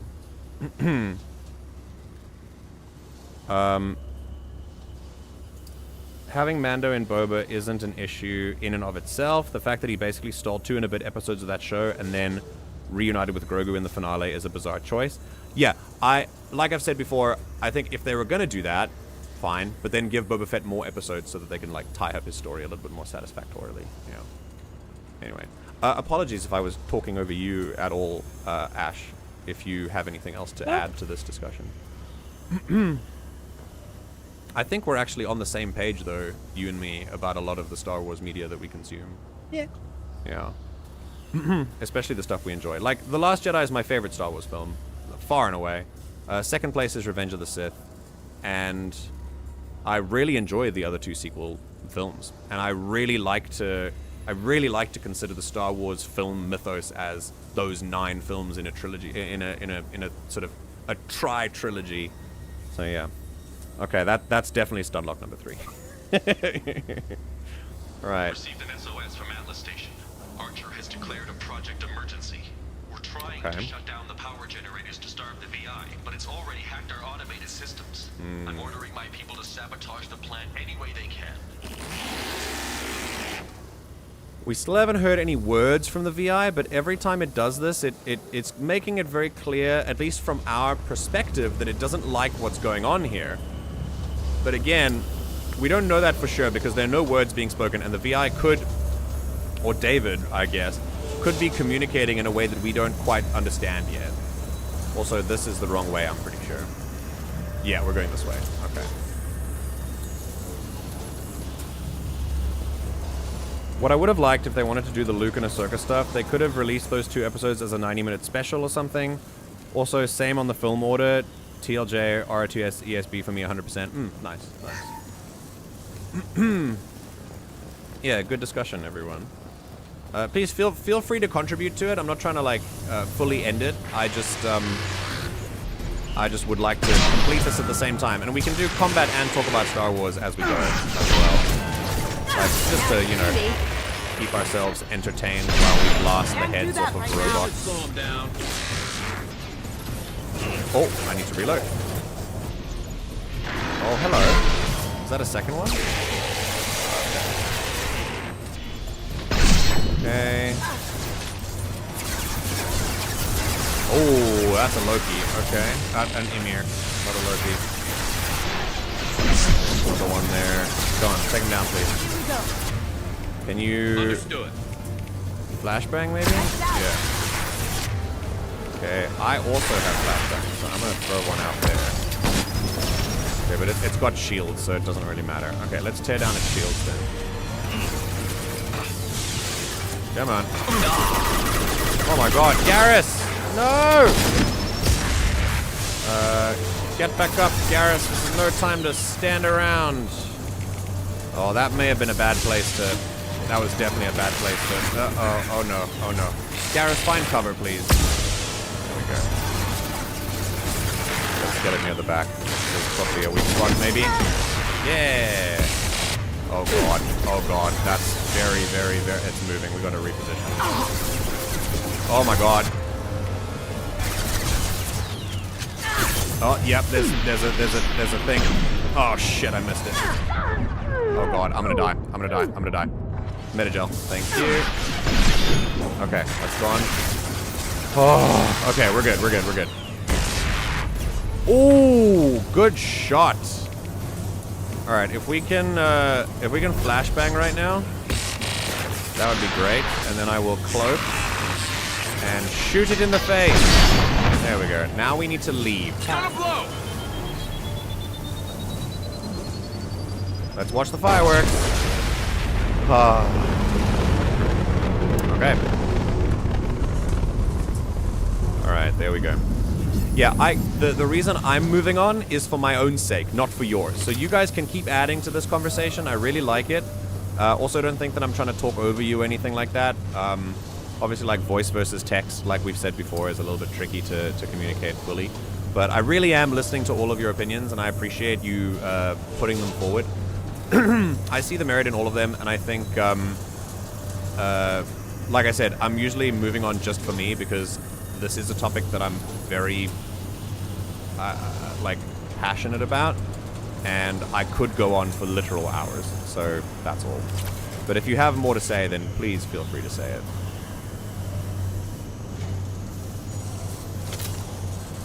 Having just finished Peaky Blinders, I'm fascinated as to the Rey movie. Oh, okay. Why? Is it directed by the same person? As Stephen Knight, creator of Peaky Blinders, is apparently writing that movie. Oh shit, the writer of Peaky Blinders is doing the Rey movie. That's really cool. I have no idea what his Star Wars would look like. Yeah, interesting. I've seen 2 and a bit of his shows now, just started the new one, and his stories always seem to be very ground level and small scope, so I'm fascinated as to how he's do big in Star Wars scale. Cool. Very interesting. I wonder if he would go big scale with it. I am very intrigued by the direction that a Rey movie would take. Without expectations, because this is obviously expectations are the death of enjoyment, in my opinion. But I think going, if I would, oh.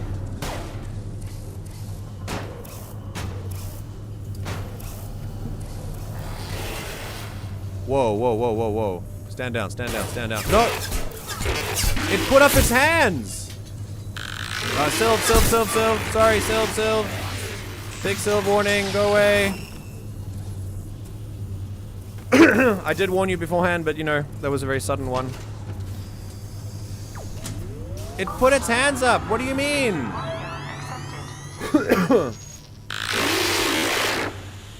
you receiving this? Commander Shepard, this is Dr. Archer. Please respond. I hear you, Doctor. Yeah, just a constant Sylve warning for this one. And we're moving on. No, no, no, not happening at all. Oh my god. Garrus! I thought we learned from this. That mech put up its hands. Oh my god. Alright, well, at least that one's done. Successfully issued override command from Vulcan Station. Okay.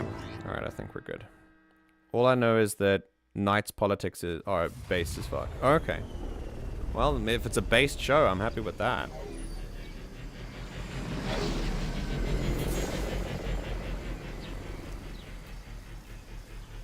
Okay. Commander, that was a daring piece of work. Nice. Vulcan Station was a success. You still need to go to Prometheus Station and override the lockdown from there. Good luck. Again, please inform me as to how the volume works with everything, like whether my voice is overpowering or whether the game volume is overpowering. Just, yeah. Keep me, I am certainly taking note, my friend. Certainly taking note. I would also like to know where the scanning opportunities are, because we found now 3 of 6, which means there must be 3 more on the way to Prometheus. And I believe that was one of them. We've done that one already. Oh, I think this might be another one. Okay, cool. Threat detection. Yep. Enemy units nearby. Yep, hi. We're just gonna keep strafing so the bullets can't find us. Yeah, that's fun. Oh, another one.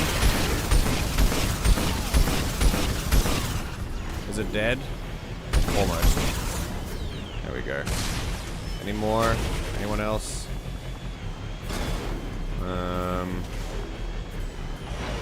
Yeah, okay. Scanning place here. Like, his new show is about 4 people fighting as part of the IRA, and Peaky Blinders is mobster makes his community better via communism, so yeah. Very cool. Maybe I should watch Peaky Blinders. You said the C word, so my interest is peaked. C word? No, not that one. Another one. Yeah, carrot. Carrotism. Where we give everyone as many carrots as they need.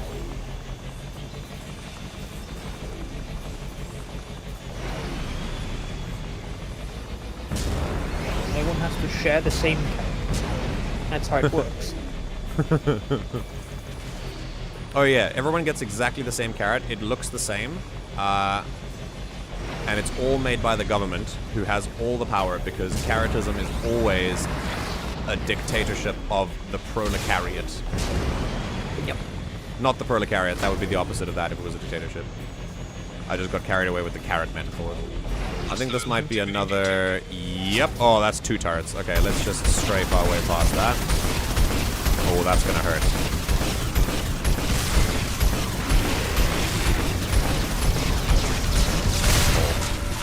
That was very badass, It's so much better than the Mako. This is so much better than the Mako. I mean, to be fair, the Mako, you did get a like a sniper. You got a scope, which was fun, but this feels infinitely better than the Mako did. Government-mandated carrot, exactly. A dick-carrot ship, yes. Yes. I think you'd absolutely love Peaky Blinders, especially the last 2 seasons. Okay. I think I should give it a go. Maybe that can be something I watch during my period of downtime next week. During the break. Maybe I'll watch some Peaky Blinders. If there are other shows, is there another show you want me to watch? Like, it's got to take a week. It's got to take a week to get through. I'm kind of now choosing between Atla and Peaky Blinders because I haven't seen Avatar: The Last Airbender yet, and I might go and watch that. Okay. Let's do that one just in case. Okay, Prometheus Station, and I also think. Wait a minute! No. There's something we've missed. There's got to be something we've missed. There has to be. There's got to be something to scan. It was on the way to Prometheus Station that we had that scannable thing. Or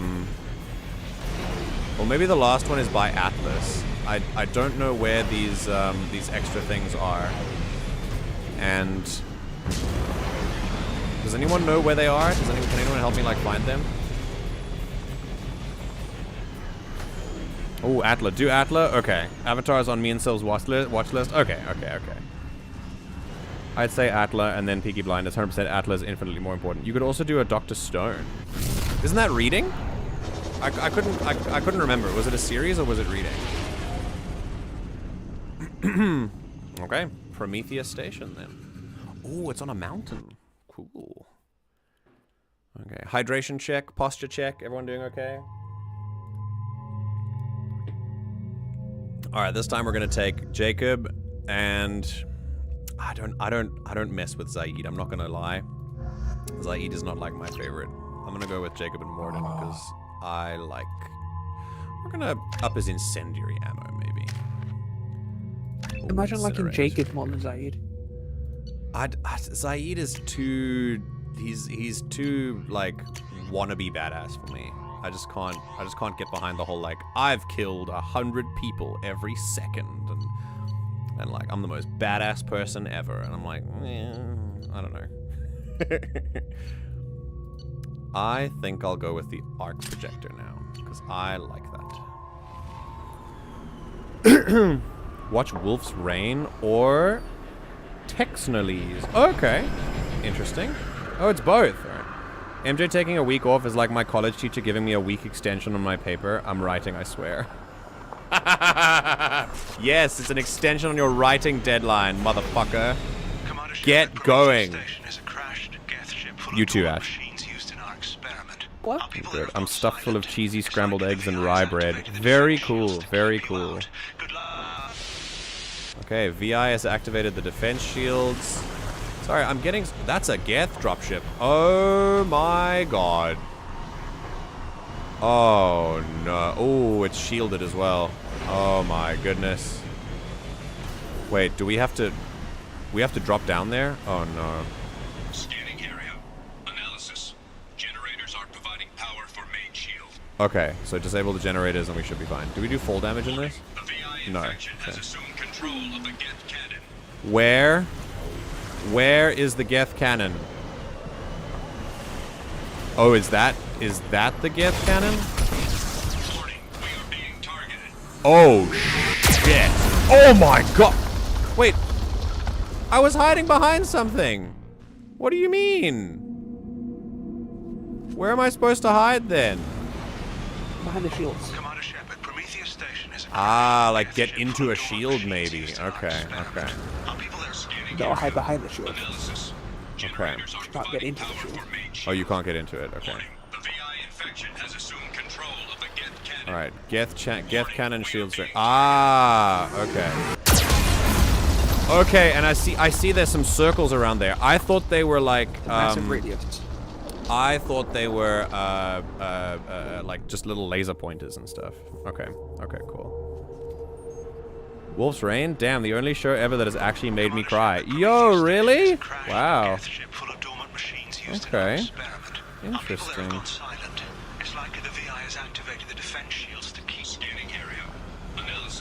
Okay. Come on, come on. Scan, scan, scan, scan. Quickly, quickly, quickly. Okay. Oh! Okay, it needs to be here. Alright, cool. Come on. There you go.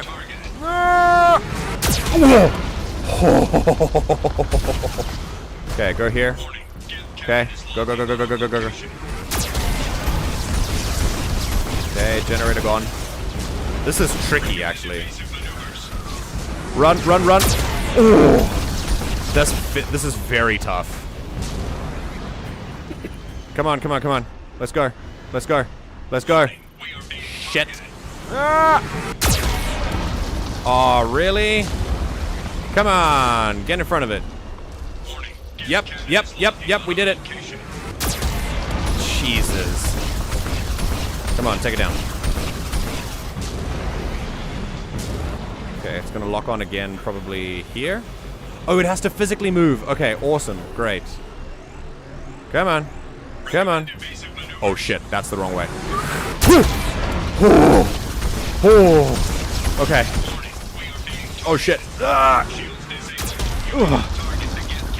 Come on, come on, come on. Target, target, target, target, target. Take it down, take it down. It can't fire us from here. It can't fire at us from here. Oh. Okay. That was rough. Oh shit, we have to enter the Geth ship? Yo. Okay. Hostiles are cleared. Yeah, yeah, yeah. Alright. Whew. That was very cool. Alright, another little visual cue that the VI is controlling the station. You agree to assume all liability for personal injuries or death that may occur during your visit. Thank you. Joke's on you, game. I play this game surrendering all personal liability. Oh my. Okay, we need to update our ammo. And we need to give Jacob the ammo as well.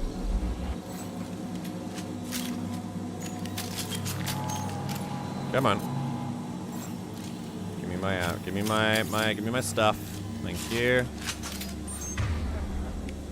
Switch your weapons. On it. If you do switch weapons, does that weapon also have? Yeah, no, we need weapons for both, please. Okay, so that's a trapped Geth Prime.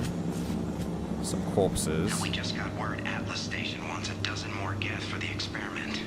And I hope this means a breakthrough is close. Okay.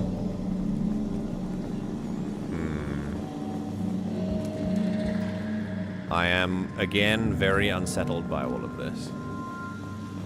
Hanging around all these dormant machines is creepy. It's like death staring at us from the shadows. I'd rather work at Vulcan Station. I'm sure you would.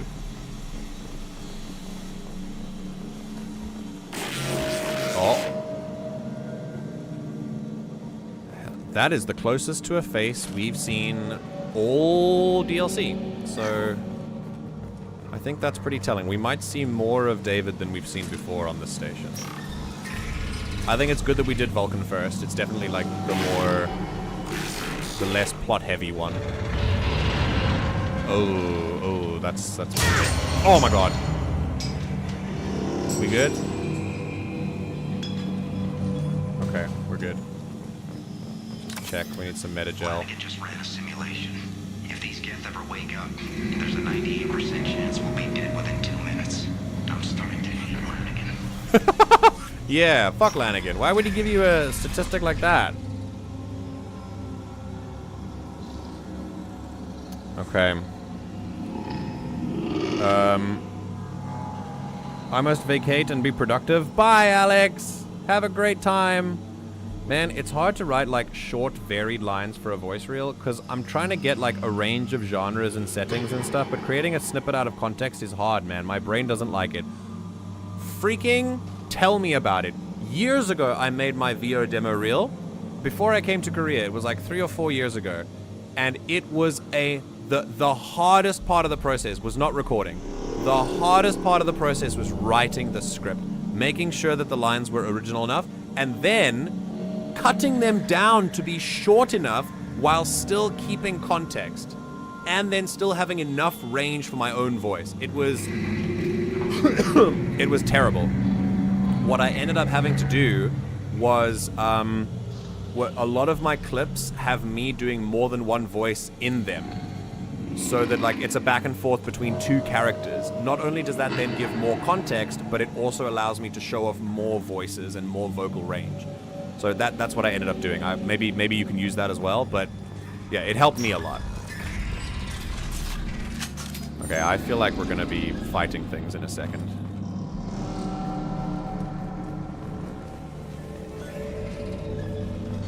Halloween was yesterday. Lanigan ran around wearing spare gift parts. Who is Lanigan? Everyone. Now I definitely hate him.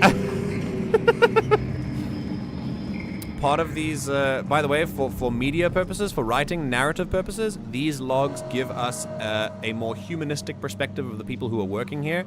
It is a tool that is used to make us connect more with empathy to the people who were here, basically, by telling the fact that they were human too, they had stories and everything like that. I don't want to go down there. I want to go down here. I want to see if there's any bonus over here. Not a bad shout, actually. I've been so focused on assigning a line for a scene to a particular character. Something conversational would definitely be easier to write. Then, if it works, then you're welcome anytime. I hope it does work. Those get definitely flash green for a second there. Definitely. Oh, that was yeah. Okay, I don't like any of this. Right, let's go that way. Yeah, it helped me a lot. It basically got me to double my output for the reel, because you can double the amount of voices that you see, or that you hear. So it was a lot better for me. Okay. That locks down as soon as we get into it. It's, so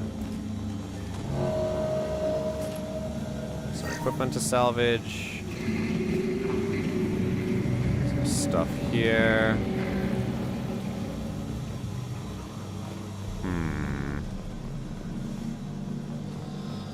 Something else? No, just a bonus. Okay.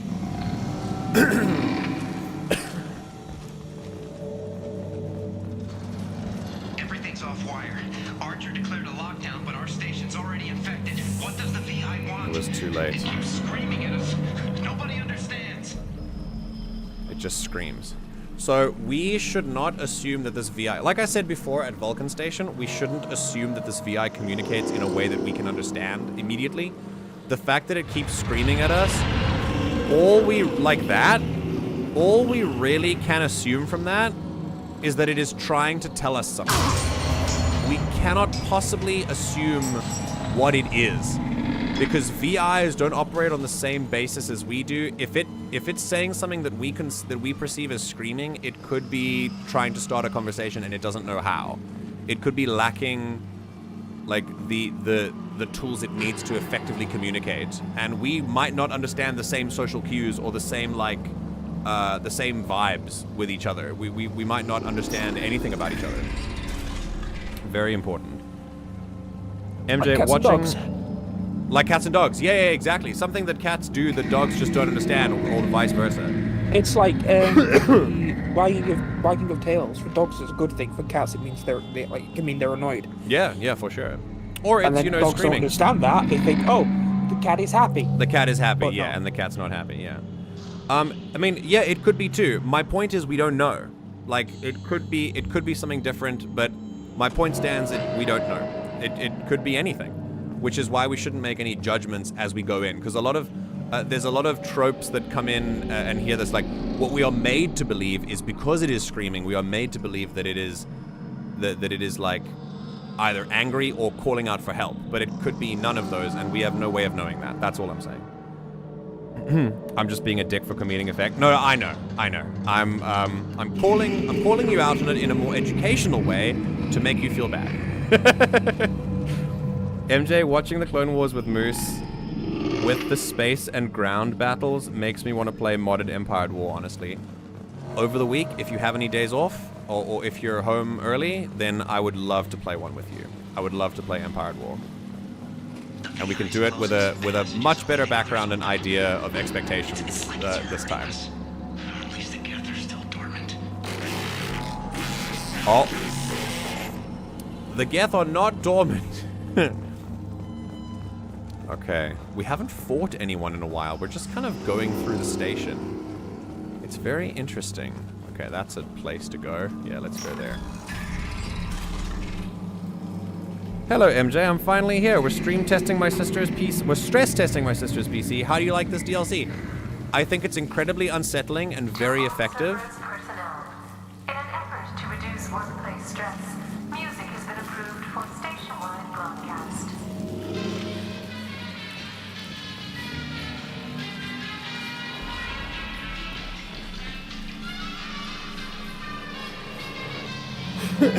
Yeah, that's stress-free. You know what I do? I listen to that kind of music to relieve stress.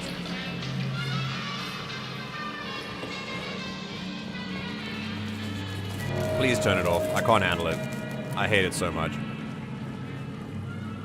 Oh, there's the terminal we need. So, like I said, Arglak, the timing on that, brilliant. Incredible. I was just about to say. So it's really unsettling.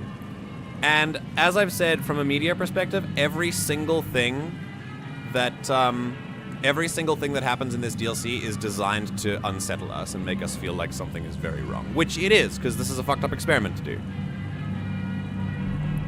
Me, fun little RP empire at war with fun methodical battles. MJ, Zerg rush, go, go, go. Yeah, dude. Analysis. You know how it works. Is located on the far side of this impasse. Oh, okay. Alright, so we have to move panels. I can do this. It's a puzzle. I love puzzles. Let's see. Cycle floor panel. No, that doesn't do anything. Okay. Down, right, up, left. Oh, cycle floor panel goes there. Okay. So, we've got to try and... Alright, let's try and move this one. Try and move it up. Let's see. Oh! Oh, it's that one. Okay. Alright, well, so far, so good. I mean, I think we're actually... We can... Yeah, I think I know how to do this. I think there might be a couple of ways to do it, but I think I know. If we move the middle one all the way up.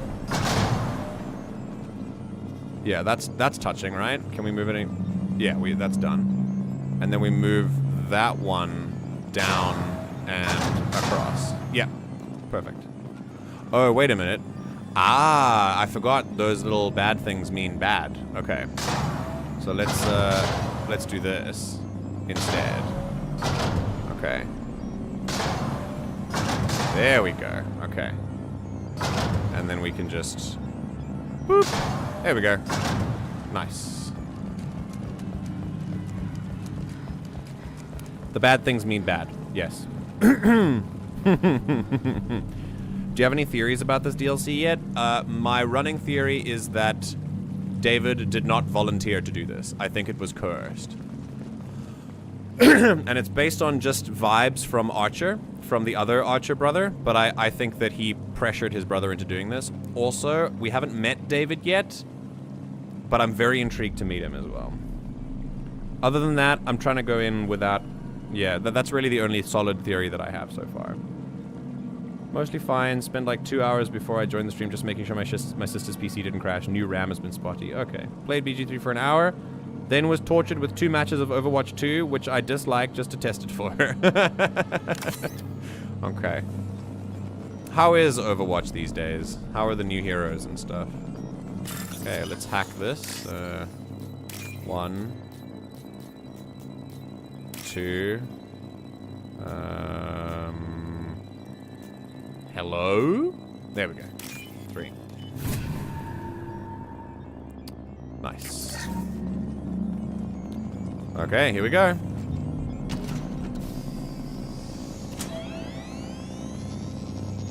Oh, baby. That's the last one. Screen change. Jump scare, jump scare. There you go. Oh, there's the fight. Okay, and I'm assuming the Geth There's Prime the at the catch. beginning. Yeah. I knew this was too easy. Yep, yeah, we didn't fight our way through here, so now we're gonna fight our way out of here. That makes sense. Oh. Come on, let's move. Okay, I guess here we go. Geth activity detected. Armed response is authorized. So where are they?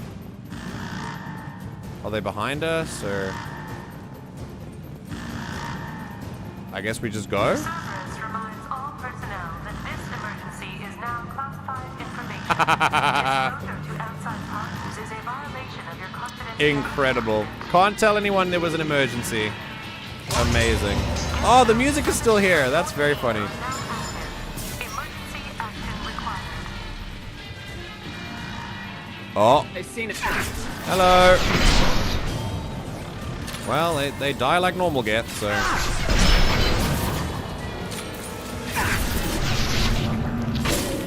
Hello. Oh, good shot, Jacob. Very nice. Good shotgunning. Okay, let's keep moving. Oh, that was a rocket. So, take him out. Oh, you missed that one. Try another. That is a Geth. It's right near me. Can you take it down, please? Now. Oh, I was aiming at him. Are you kidding? There we go. Please, why did you take so long for that? All right, let's use the thing for this. Oh my God, they really spam that, don't they? Oh, ow. Down. One. Nice. Good shot. Oh, he fell through the ball. Okay. He's there now. I think we can go up. I think up is the way. Question mark. Up is not the way? Up is the way. Up is the way. We just have to go this way. She was impressed with my display in Overwatch 2. Oh, damn. Oh, shit. I just remembered the end of this DLC. Don't tell me anything. Because I've never played this one.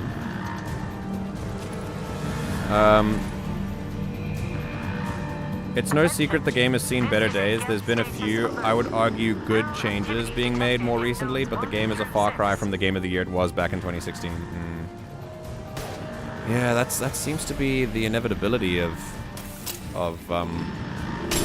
games like that. At least these days. God, not even. I'm not gonna be that person. I'm not gonna be the games these days are shit, because I've played plenty of amazing games these days. Oh, great hit. Jacob, what, pray tell, are you doing in the line of fire? Hello? Do you know that you also have a gun? Please, man. Oh. Let's, Oh! Yeah, we're not gonna shoot the tanks from this way. Just gonna do that. There you go.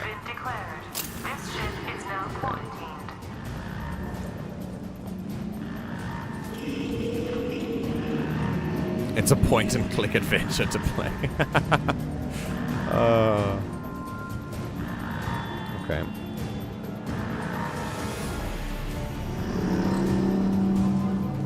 Okay, here we go.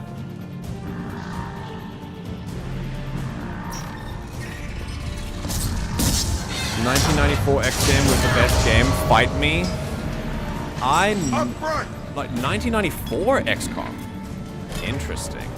I played the new XCOM, like Enemy, what was it? Not Enemy Within, that was XCOM 2 I loved. I played a Clone Wars version of that. But XCOM 1 was like amazing for me. I really enjoyed it. Come on, buddy.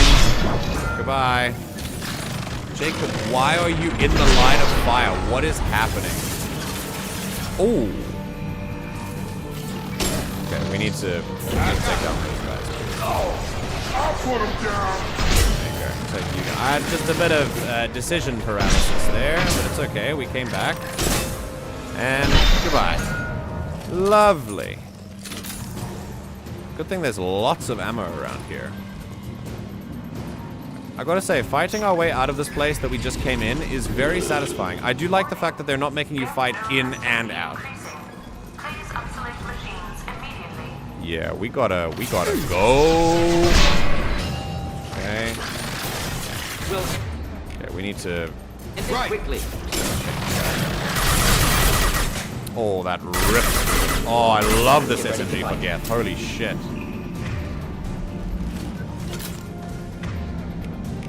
Can we hit it with something? Yes. Flashbang. Indeed. Go. Take him down. Done. Easy. Oh. Get over here! I love that he says get over here. That's very funny. Okay. Arglak, that is a very, very good point, and it is part of my life philosophy. Bad is loud. It's not more, it's loud. And for this, I will quote The Rise of Skywalker, by far one of my favorite Star Wars quotes ever. There are more of us. I will believe that till the day I die. Bad is loud. Because it needs to be. Bad needs to completely justify itself in order to exist. So it's just louder. But it doesn't mean that the good is not there. Warning. Geth nodes 20 through 35 are now active. Emergency action required. Okay. I think there's a prime down there now. Yep, there it is. Okay. Oh my god. Can we relax? Can we relax? Thank you. There we go. Can we cloak? Can we cloak? Yeah, that's good. Nice. Let's take him down. Okay. Oh, they got the combat drones in here. Ooh, brother. Ooh. What's that, brother? This way. Hello. Okay, can we take down that prime? Oh. Yep, he's down. Where's the prime? It's down there. Okay. Hello. Down again. Okay, is that the prime? No, that is the hunter. We need to take that down as well. Boop. Can we do it? Pull him out of cover, please. Thank you. Let's use a thing to... Actually, Mordin, can you switch weapons? Because I feel like that'll do better. Oh, I hate those things. That's down. Oh, it rips through them. I love it. Okay, yeah, we're jammed with this Geth bombs. Okay. Geth Prime, it's got shields down. Let's cloak and try and rip them off. Take down those shields. Okay, shields are down. Good. Let's focus on that hunter quickly. Down. Okay, it's sending things after me. That's down. Before its shields can come back, let's get rid of its armor. Oh, I have an arc thing. Let's move this way so that we can kind of get a good angle on it. Okay, I'm still not within range, unfortunately. Yeah, not within range. It's got to be short range. That's unfortunate. Okay, then I'm just gonna use the thing. Attack it, please. Let's cloak. You know what? Let's cloak and do it in close range. Let's see if that works. There we go. Oh my god! That hits incredibly hard. Wow. Especially versus Geth, which does make sense because it's electricity, but still, that's fantastic. Okay. Very cool. Very cool. Okay, we made it through. Oh, back on the hammerhead. I need more water. I need to take a bit of a break. Before we go on, we are going to finish Project Overlord in this mission, like in this stream, and then we'll probably end, which is a good place to end. Let's complete the mission first. Once we come back, we're going to go to Atlas Station and finish this once and for all. I need to stand up and like move around because this is rough.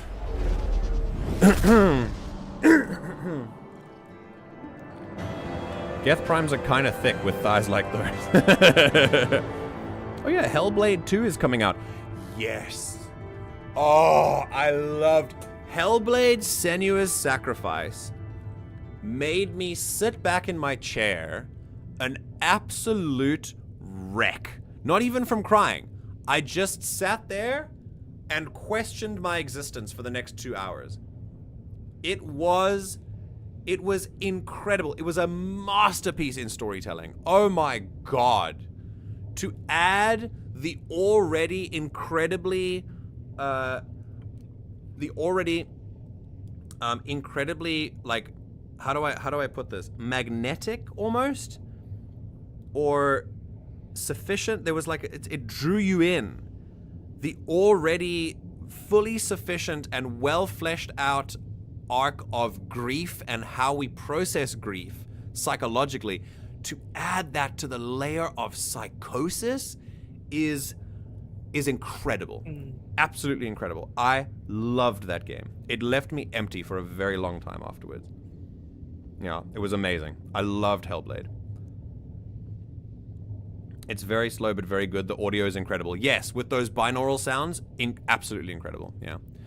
Alright, successfully issued override command from Prometheus Station. Experience gained. Got some credits. Cool. Okay. This is a good DLC so far. Arglak, what we have found out is that we had to do Firewalker DLC to understand how to pilot the Hammerhead. So we kind of just had to wing it for this one.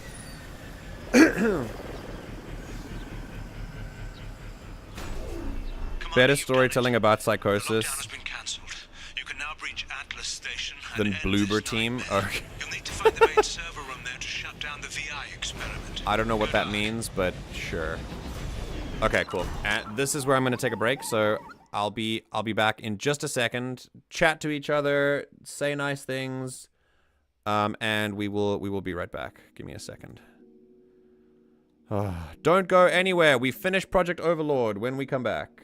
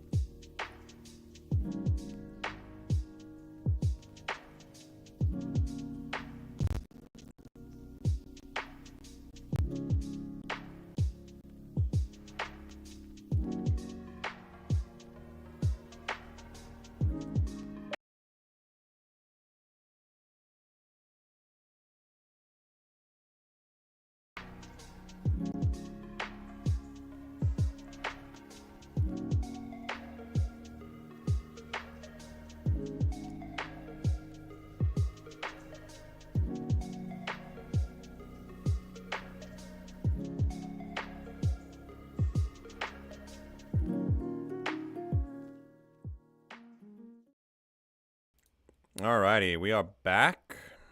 Let me just... Here we go. And we back.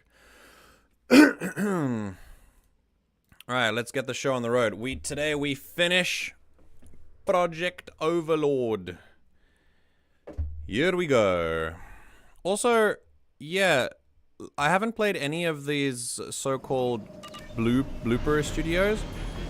But I will say, firstly, the Hammerhead flies like a dream. I love handling this thing, dude. It's amazing. Oh, you know what we're gonna do very quickly? Oh, I can't save. I'm gonna make it to the nearest, Geographic conditions indicate an aesthetically pleasing view nearby. Bro, you keep saying that, but I go to the view, and I don't know where you want me to go. But... oh, well. I'm still trying to find the sixth, like, scanning area thing. So maybe there's one over here. I'm gonna go to the next save point, and then I'm going to restart the game so that my memory leaks can, like, reset and stuff like that. Maybe the last one is over here. That's an invisible wall. Oh, damn. Yeah, I love this thing. I think it handles way better than the Mako, at least. And also, I haven't played any of Blooper Studios, but I have... there it is. But I have... yeah, so I don't know what you're talking about, unfortunately, but I'll take your word for it. Okay. Here we go. We got the things. Yay! Very nice. Alright, we enter Atlas Station. Here we go. My heart belongs only with the Mako. I just can't. I liked the Mako, I did, but especially with the... I never played Mass Effect 1 when I was a kid, so I don't actually know what the Mako looks like beyond. We're gonna take the Dream Team again. The Science Dream Team. I'm part of the Science Team! I didn't play the Mako beforehand. Like, I didn't play it when I was a kid in the original games, but I did play it with the... like the tweaks that make it easier to fly, so, or to handle. So yeah. I gave Duddle's snail in Minecraft a name. It's Clayton. Clayton the scale. It's Clayton the snail. That is amazing. I am very happy with that decision. Okay, we're done. And yeah, the arc projector was very good for the Geth. So. Oh boy.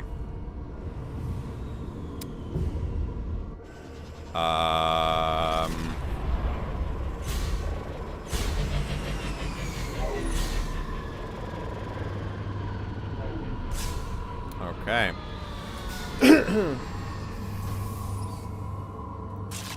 Yeah, I'm feeling there's a little bit of lag, so.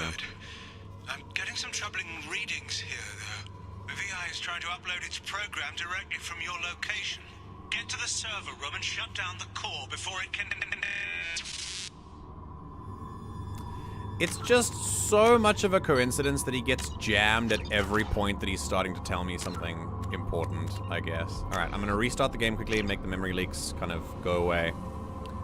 Hopefully it won't crash my system. I put it on performance mode, so it shouldn't, but we should be okay. Just a quick restart. There was horror, was pretty good horror specific. Mako flipping randomly on a moon exploration and having to reload the game because you can't unstuck it. Yeah. That's something I'm glad that was fixed in the updates for sure. Okay, here we go. Let's try again.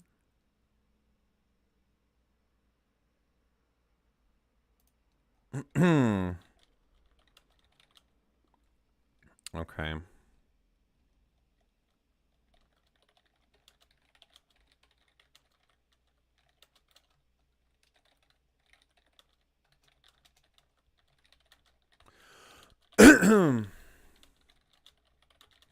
Okay,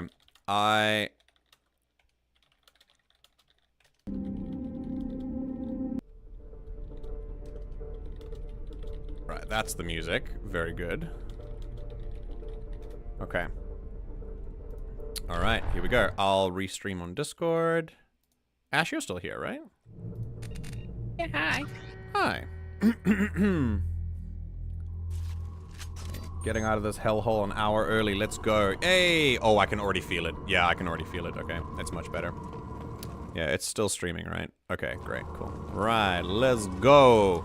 We shall finish. Okay, right, we're gonna lock in. I'm gonna not Stunlock anymore. It's been great conversations with you guys, but I would like to focus now on this VI, so let's go for it. Archer log 155.2. For years, my brother's condition has been a handicap. That changed today. His autistic mind is the breakthrough I've been looking for. He can communicate with the Geth. Such a tremendous grasp of mathematics. It seems serendipity is alive and well in the 22nd century. And in one journal log, my theory is confirmed that he was taking advantage of his autistic brother. What? I mean, we knew he was a cunt, but like not that level of a cunt until now. That is... that's insane. I mean, holy shit. I told you! What did I say? What did I say? Wow. That's fucked. That's very fucked up. So,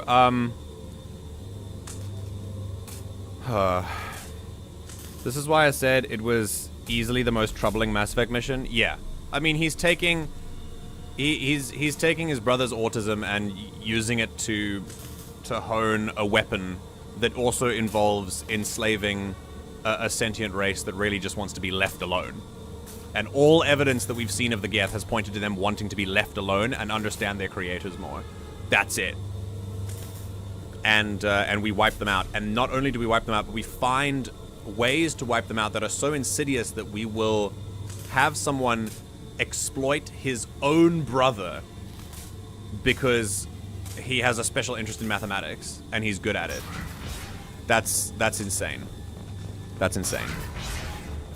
And all of a sudden, now I know who the villain is, and now I know who the victim is.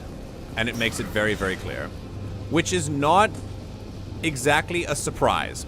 The exact nature of why... Hang on a sec, why does this door not open? Is that supposed to be? Hang on. I wonder if I can, like... Come on. Ah, okay. We can't actually get in there. Oh, that's unfortunate. Damn it. Okay, it doesn't want me to go there. Okay. I wasn't sure of the why, and obviously I don't think that the autism was not foreshadowed at all. As far as I can remember, I don't think it was. So that's a whole new thing. But I think as to the what, this was foreshadowed very early on. Just using media tropes that I have seen before in other forms of media and using just media literacy, you can track the fact that the Archer brother that you meet first is the guy responsible for this and is the bad guy in the end. Like, that is what the trope tells us. So yeah, that is trackable behavior for sure. Upgraded from a regular cunt to a deluxe cunt in one audio log. Yeah, exactly. Yeah. The autism part is meant to be the smack in the face. Yeah, absolutely, yeah. And, like I said, this is very... I mean, it's good. It's a sign of good writing. The fact that you guessed a twist... Well, we didn't guess this twist, obviously, because it's meant to be the slap in the face, but it's... Oh my god. It's just freaking out. This is just a VI This is just a meltdown. It's literally just a meltdown. That's what I think this is, anyway. I think we're gonna have to be very, very careful when going in with this, because now we have a lot more context for who is behind the VI, and what they may be going through right now. So, empathy first. Alright, here we go. He goes from being, like, very morally questionable and not very likable to being cannon fodder just like that. Yeah. It is very... I mean, yeah. Like I said, I have no sympathy for him, and I already thought he was a dick. But yeah. And here we have Volunteer. Volunteer. You... You monster. You fucking monster. It doesn't even matter. It doesn't even matter that he's autistic. Obviously not. But that just adds a new layer of fucked to it, you know? Also, sorry, I know my language is really bad this stream. It really is just so stupid. The fact that he would take someone's will away like this, but then also prey upon them because he has a familial relation. David might have felt more obligated to go with what his brother asked because he trusts him as a source of safety. That is incredibly damaging. He destroyed him. And we can, I picked up right from the beginning, the very good writing on the part of the writers of this, by the way. Very, from the beginning we could see that when you match the vibe of the character of Archer to the way he says volunteer, you already know. It's not a volunteer. If you're paying attention, then you picked up on it, for sure.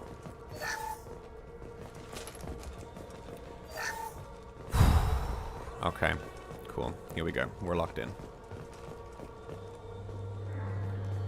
You have an autistic mind, overloaded and hooked up to a VI system. He's scared. He's freaking out. Yeah, he's having a meltdown, like I said. It's literally just a meltdown. Of course. Of course it's going to act like this. Summon to 7th floor. At level 2. Here we go.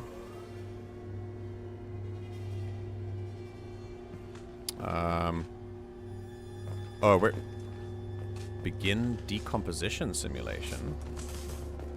Secure computer level 3 access required. This is interesting. Arriving at level 5. Oh. Arriving at level 2. Oh, we have to like... Resetting elevator. Ah, it's a little puzzle. Okay. Arriving at level 2. Okay. Arriving at level 1. Interesting. Arriving at level 4. That's +3. That's -1. And then the bottom computer resets. Okay. All right. Let's see if we can find another one to activate here. Maybe back in the hall.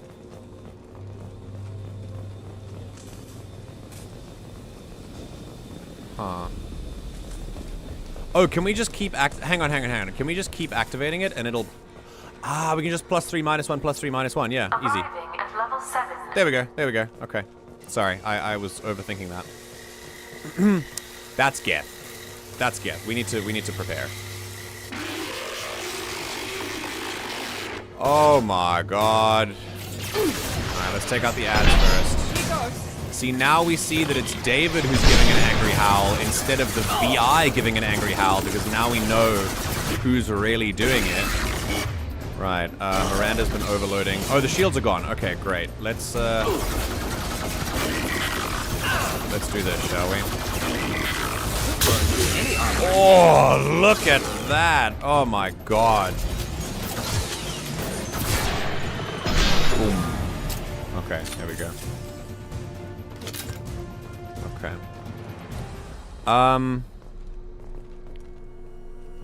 Mass Effect and horror is a very good combination, yeah. Oh no, MJ swearing during the Alien Booba game, unsub. No, I have no issue with swearing at all. I just think it often makes you a little bit, especially as a streamer, like it makes me a little bit less palatable to some, which I would like to welcome, especially younger viewers. Not that I don't encourage swearing around children. I think swearing around children is totally fine, as long as you teach them like what it means and you don't use swear words that are like rooted in ableism or anything like that. But yeah, I'm more chilled about it, but I just, yeah, anyway. Words. I'm trying not to get Stunlocked. Best writing in the franchise, IMO? Whoa, that's a bold claim. There's a lot of good writing in this game. Damn. This is right up there, though. This is a very consistent narrative, for sure. Oh. Yeah, he does not want us to go down there. Oh, God. Oh, no. Oh, no. Yo! Get ready to fight. Holy shit! Okay, I just want to, like, imagine you're Shepard in this moment. You're dead. There's nothing you can do. You just feel, I'm at the mercy of this of this VI now. That's amazing. Holy shit. That was a very cool segment. That was very scary. Yeah, and that's saying something because the way Sovereign was portrayed in ME1 is one of my favorite things in gaming. I agree. That whole moment with Sovereign, I got Stunlocked so hard about it. Zaeed's joke reminds me of a YouTube I used to watch. There was a kid in the comments saying, I really like this guy, he doesn't swear, on a video of him playing Order 1886, a game full of swearing and gruesome violence. I think it's less about the content you're playing and more about how you're reacting to it. Oh.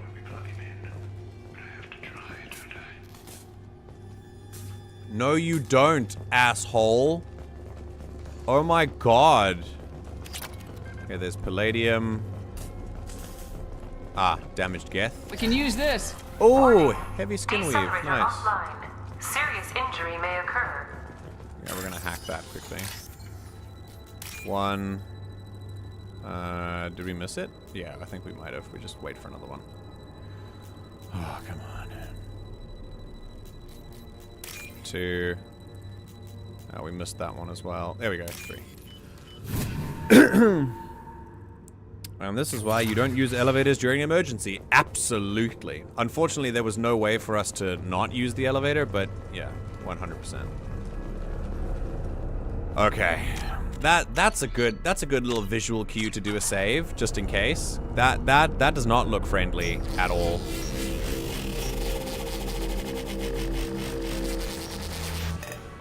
That is incredible. I am so blown away with the visual storytelling of this. Wow. Oh, so cool. He is guiding us to where he wants us to go. Or he's guiding us to where he is the most scared. Yeah. That's so cool. It's just funny to read that and then hear someone about someone saying, like, fucking son of a bitch. Yeah. I haven't played 1886 though. I've seen videos. It looks cool. Don't be surprised if this button summons a Reaper. Okay, here we go. I have a feeling we're about to see the most important thing that David wants us to see. Oh, shit. Oh, we're in it? Yo, what? Whoa, whoa, whoa, whoa, whoa, whoa. Yeah, understand at this moment. Oh my god. Understand at this moment, I think this is what David wants us to see. I think this is the most important thing. We're gonna just put on our things anyway, just in case.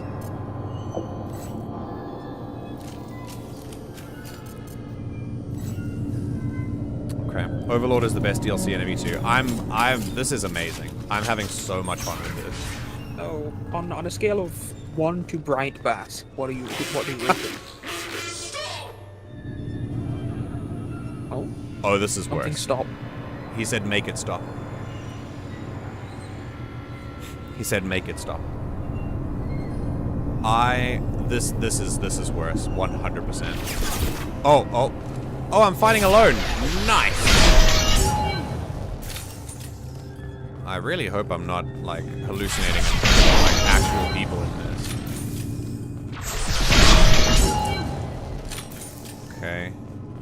Good thing there's ammo in this simulated world. Oh, look, to the right, behind you. Oh. On the floor. Oh, there's a person. Okay, but they're not, but they're the ones that are, like, I'm in a simulation right now. They're the real ones, because they're, like, highlighted and stuff. Level of something to Bryant Bass. Yeah. That Geth just got erased. Hello. Yeah. I'm an infiltrator, bro. That's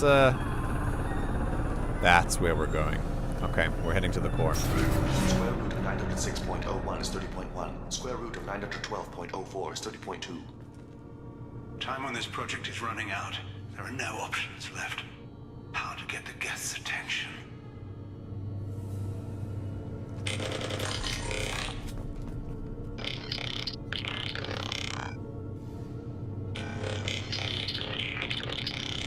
Holy shit. The robot says hello. Eureka, David. You're a miracle worker. Jesus. He can talk to them? Yo! Okay, I'm gonna use this as an opportunity.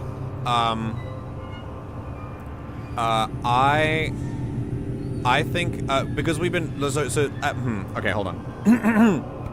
We talk about this with media literacy, right? I'm gonna talk about this from a point of what I don't want to come across as insensitive, but is the autism trope, all right? And I'm gonna say this very, very clearly. This, as someone who is obviously not autistic myself, although there are some videos that I watch that call me out pretty specifically that make me kind of think about things, but I don't believe that I'm autistic. But as someone who's known plenty of autistic people in my life, I had lots of conversations about it. I have, I have some at least secondhand like conversational experience with it. I've done a lot of research on the subject. I like to think I'm fairly well read about it. Obviously, there's always more to learn. From my perspective here, and obviously in media, there is a trope of what an autistic person is. Someone with autism in media is usually someone who is portrayed as a supercomputer, and this is that trope, fully on display. Like, David is very obviously super smart, and he can communicate with the Geth, and he does numbers really well, and it's a very classic autistic trope. However, that's not to say that it's not an unrealistic one. Just because it's the one we see more often than others doesn't necessarily mean that it's not what you might see in real life, because autism is such a it's such a wide thing. It's got so much variety and so many different variants of it based on what your needs are.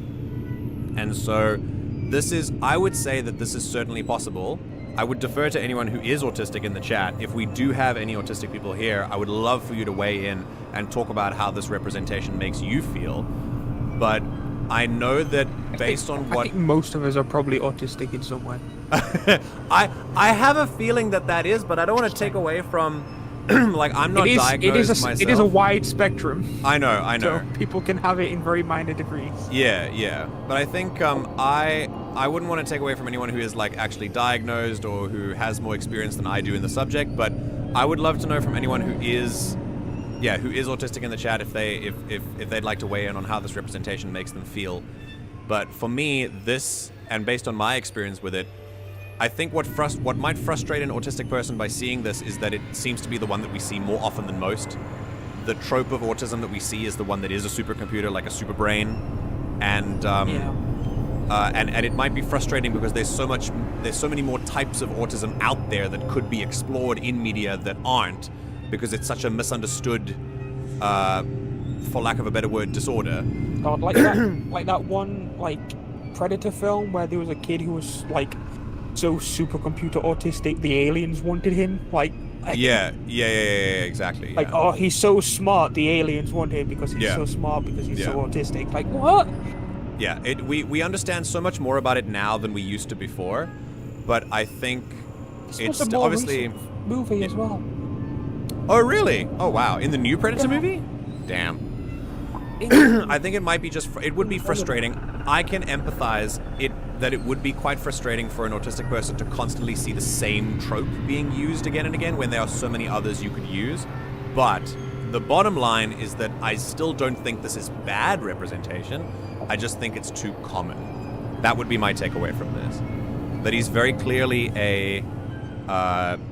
he's very clearly the classic autism trope that we see in most media.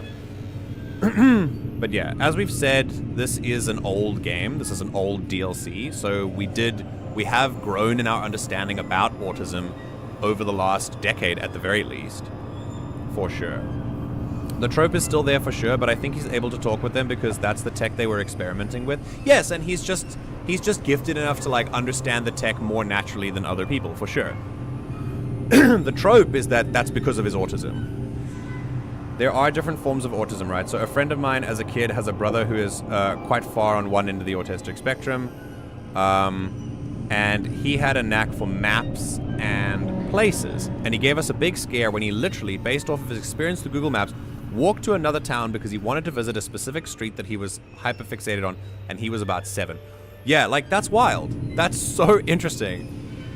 It really depends on the type of needs you have as an autistic person. Like, with the understanding that we have about autism now, rather than saying, like, you know, we've moved on from certain terms, like saying high functioning versus low functioning, we don't really use those anymore.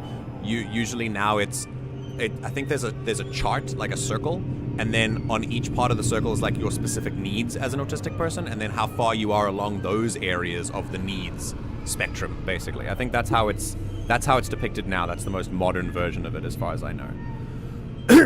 But yeah, this can happen 100%.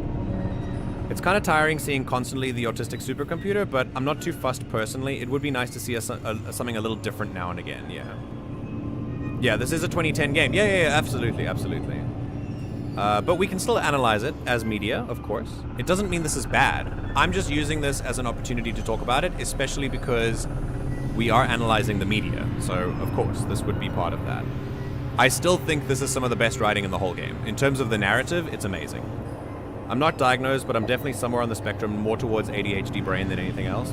I'm very mildly on the spectrum, like was impossible to tell without tests, and you've seen my history fascination, can fully believe David being mega numbers invested. So this is why I'm saying it's not an inaccurate representation necessarily, it's just something that is common enough to maybe frustrate people who might be autistic themselves. Exploration of these tropes in gaming became a lot more common in the 10s. Yeah, you are right, for sure. So this maybe might have started something off. I think this is definitely an extreme example of autism, but honestly not an impossible one. Dramatic, definitely, but like not unbelievable. Yes, I have... Basically, you've summarized my yapping into one very succinct paragraph. Yes, yeah. I agree. My older sister and dad are on the spectrum, I know. My dad didn't seem to have many hyper-focuses. Sister, though, is hyper into music theory, though. Okay, cool. All right.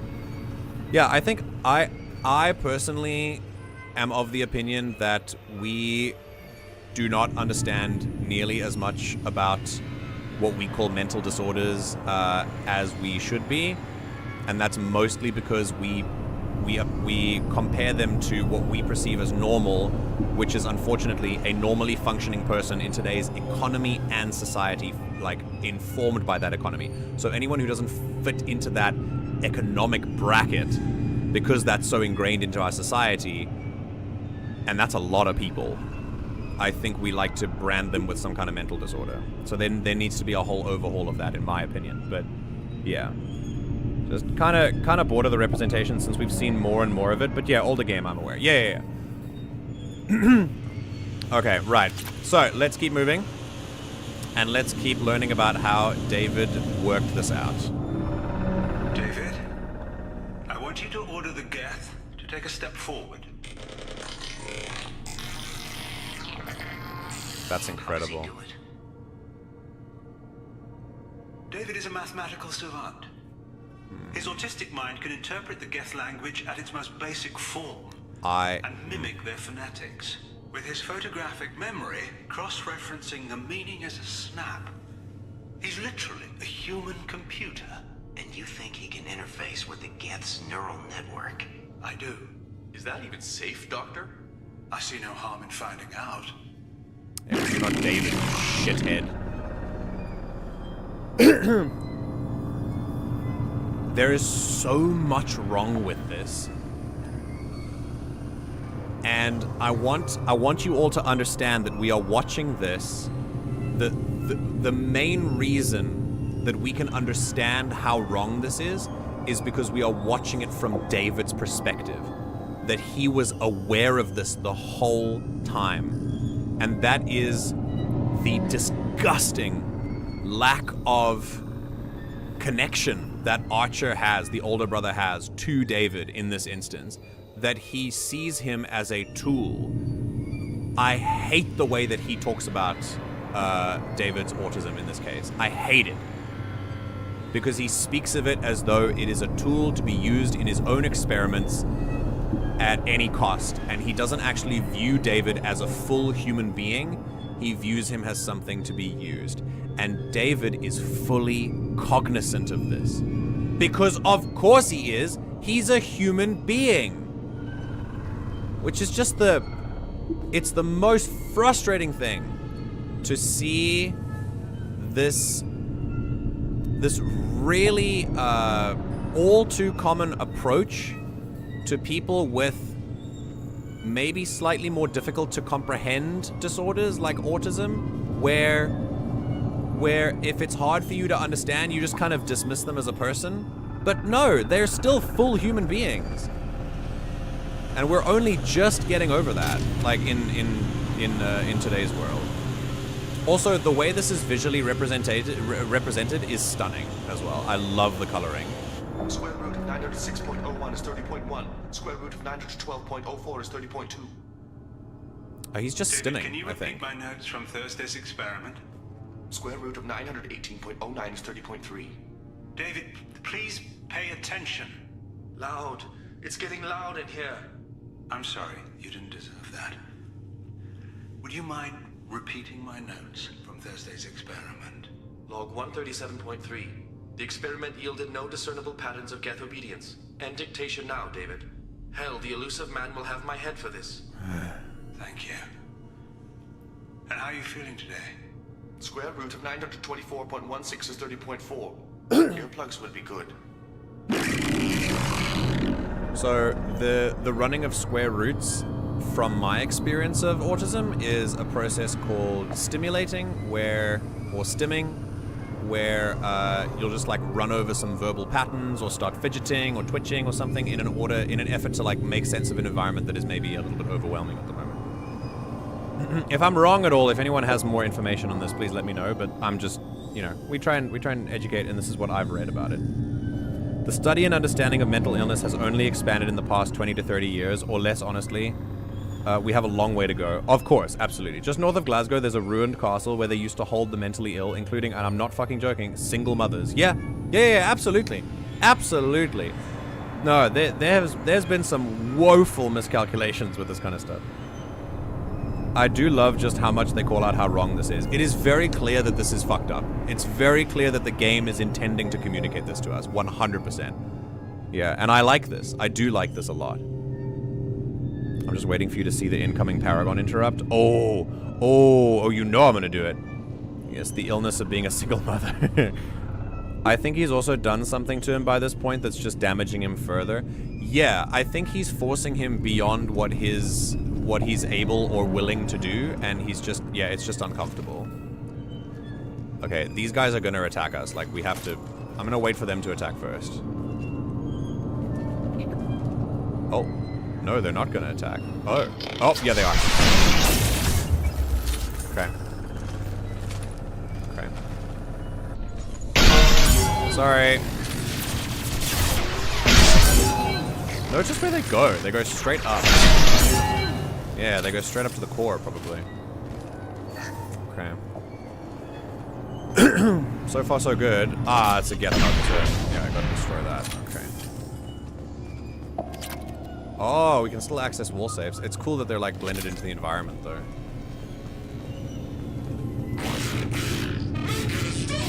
See? Make it stop.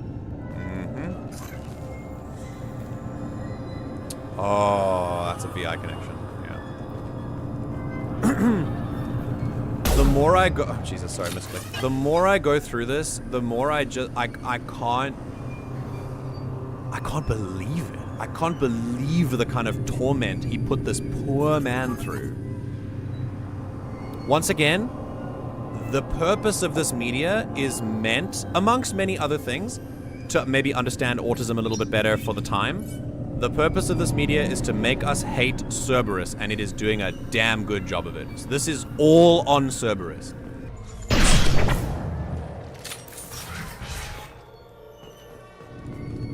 This is a combat area for sure.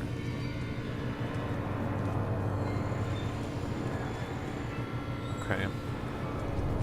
Right, elevator controls, power cells, palladium. Salvage some hardware.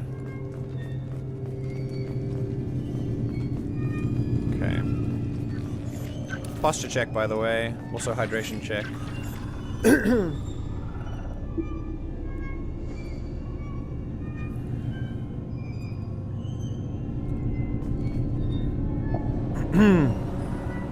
What do you mean? Cerberus is great.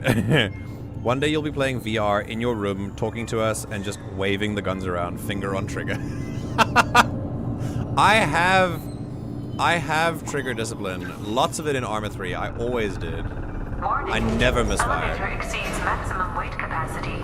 Oh. Why? Why? Is that because there's a lot of geth on the other side? I'm not sure I like that. Yep, that's why. Let's take down the rocket truck. That's going to be a problem, for sure. And the other one. Yep. Hello. Okay. Goodbye. Okay, we're good. MJ is a leftist. Would make sense that he doesn't have good trigger discipline. Ah, yes. Leftists are like bad with guns. Cool. Cool trope. Except that there's one of the most famous Marx quotes is that, is that the arms of the proletariat, like, under no pretense should the arms be surrendered. Square root of 906.01 is 30.1.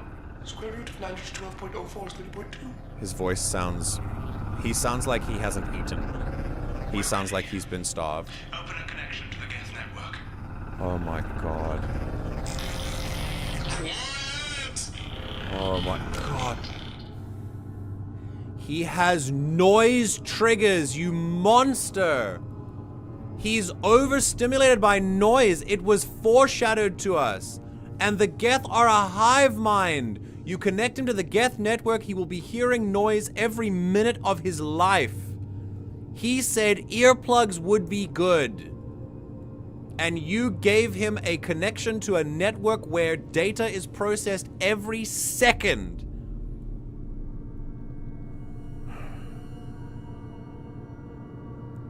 Jesus Christ.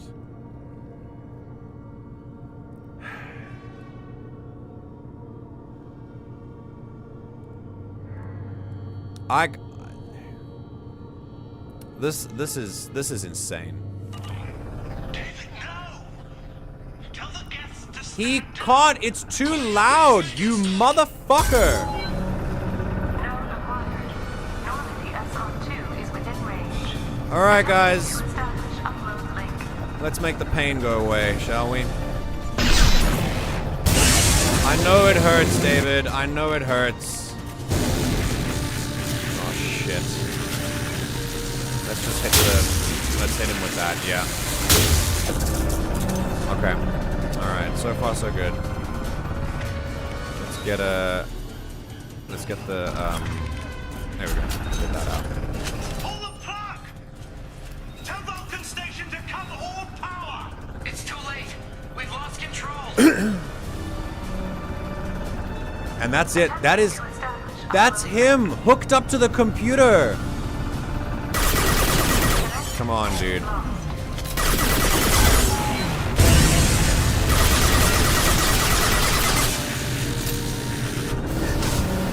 shit.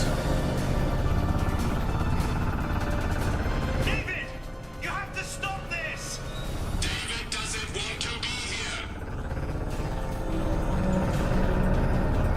Attempting to establish upload link. Wait, we can't kill it? Hang on. Do we have to... Oh, shit. Shit. We have to do this now. Shit!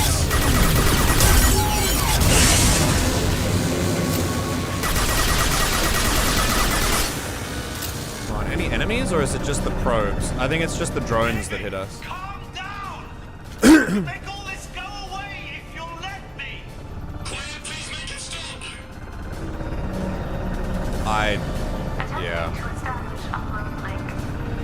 Okay, that'll shoot us, yeah. Alright. Connection lost. Connection lost. Where's the other one? There it is. Oh shit, it's through the shield. There we go. Come on, David.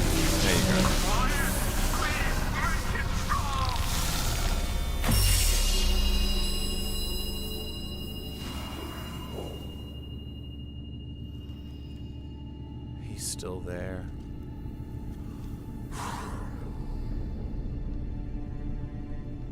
Quiet. Please, make it stop.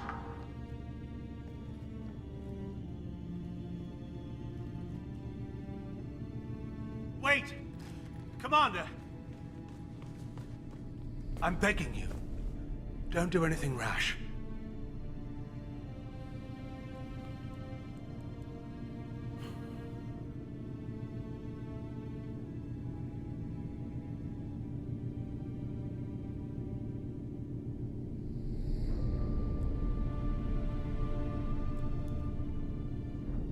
Rash? Like forcing your own brother into an experiment? I know how this must look, but I never intended any harm to come to him. You must believe me. It's not like I planned this. It was an accident. Seeing David communicate with the Geth, it all seemed harmless.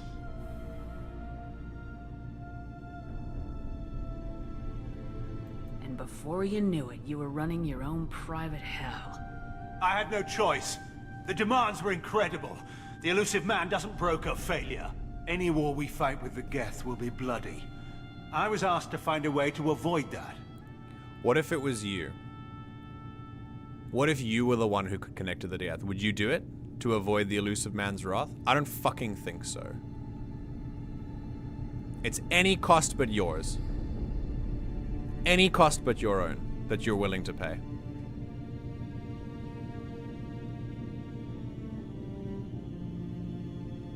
I didn't have a choice. Where have I heard that before? And how many have already died for this project? More souls than will ever forgive me. But I won't apologize for radical ideas. If my work spares 1 million mothers mourning the loss of 1 million sons, my conscience will rest easy. Jesus Christ. I'm not gonna, I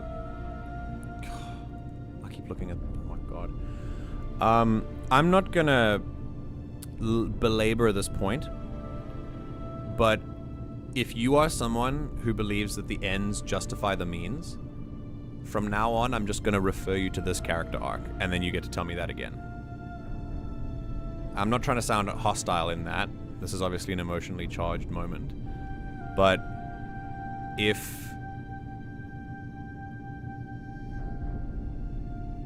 you do believe the ends justify the means, then in theory you support this too.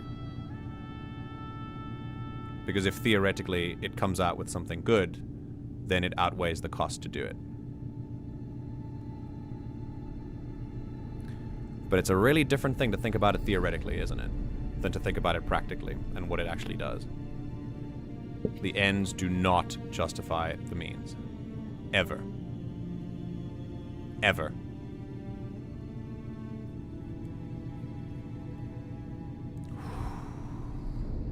Look at him. Your brother would never be the same.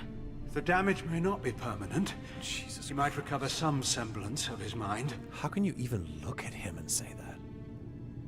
Cerberus will never leave him alone. Your brother will always be a lab rat. But a well cared for lab rat. At least he'd still be alive. Oh my god. And that's better in this state? This is like, good, right? This is a good fate suffering for constantly? him. So you'll sacrifice your brother's happiness for your own ambition. Yeah, because it wouldn't be him. It wouldn't be you.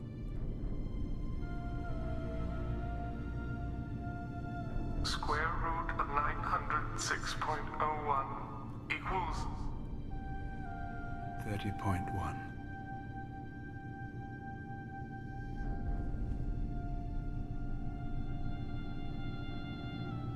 What I've done to David is unethical. If he dies, it's unforgivable. Let me take care of him. Please. Quiet. Please, make it stop. So you're just holding on to the fact that he's not dead yet? That's your line?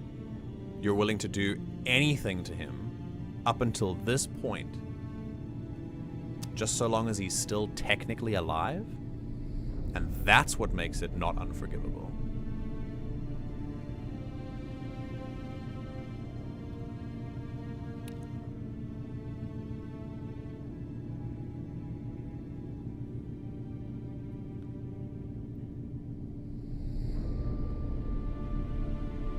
Yeah, this is hitting close as well. Jesus Christ, the project needs him. This project doesn't even deserve to exist. It's unethical on the face of it, let alone what you want to do to David. What you want to do to the Geth is monstrous. No, I'm taking it with me. Fuck this. I've seen enough of your cruelty to know he'll never be free from it here. I'm taking him away. No, leave him! He's too valuable!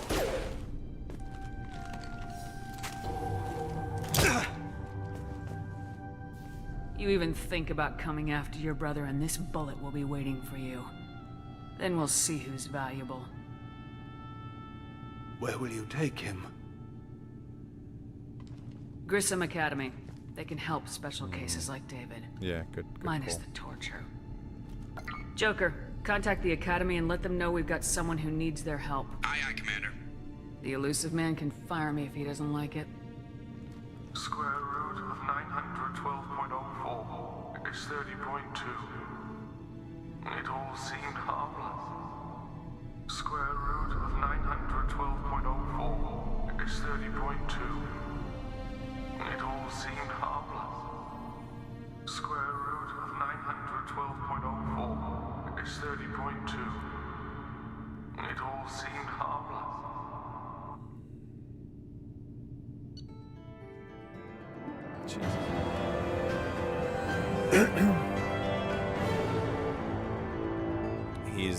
He's repeating his brother's words, by the way. Those are not his. It all seemed harmless.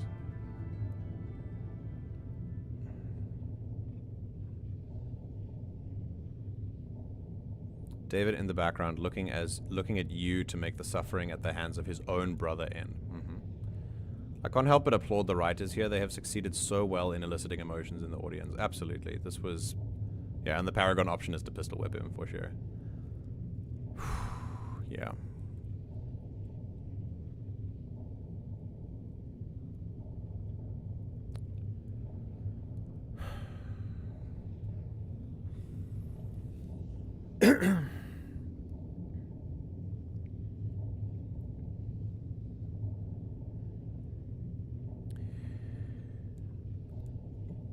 To take advantage of someone so vulnerable is so unspeakably monstrous, yeah.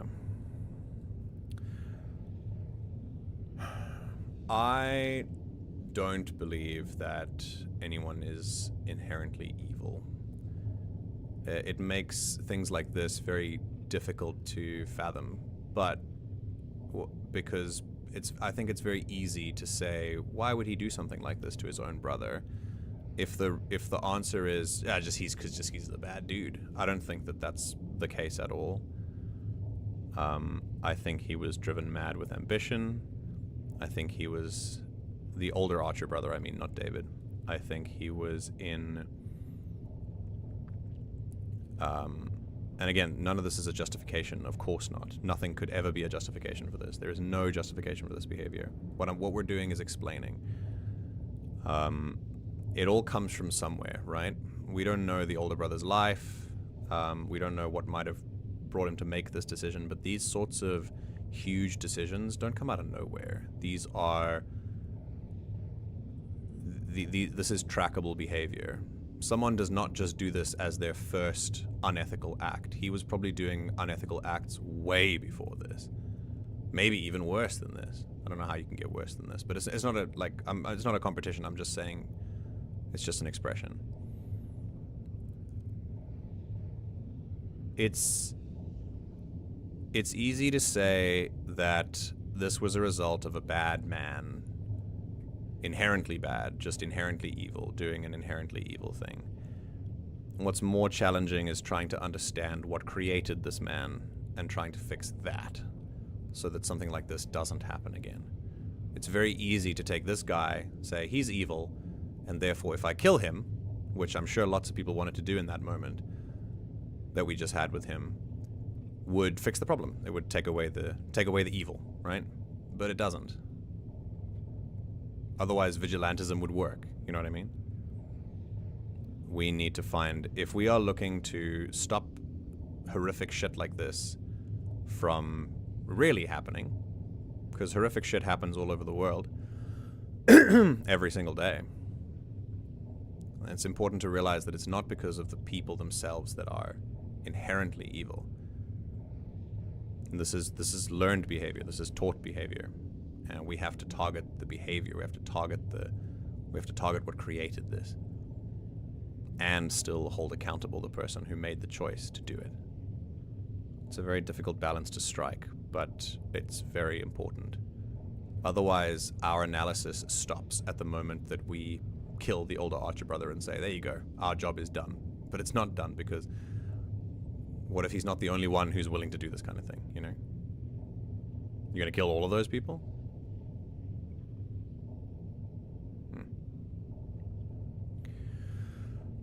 Like we said, compared to Mass Effect 1, Mass Effect 2 and 3 takes a much darker turn. Yeah, absolutely. Like, I don't think I've seen anything like this messed up in a long time.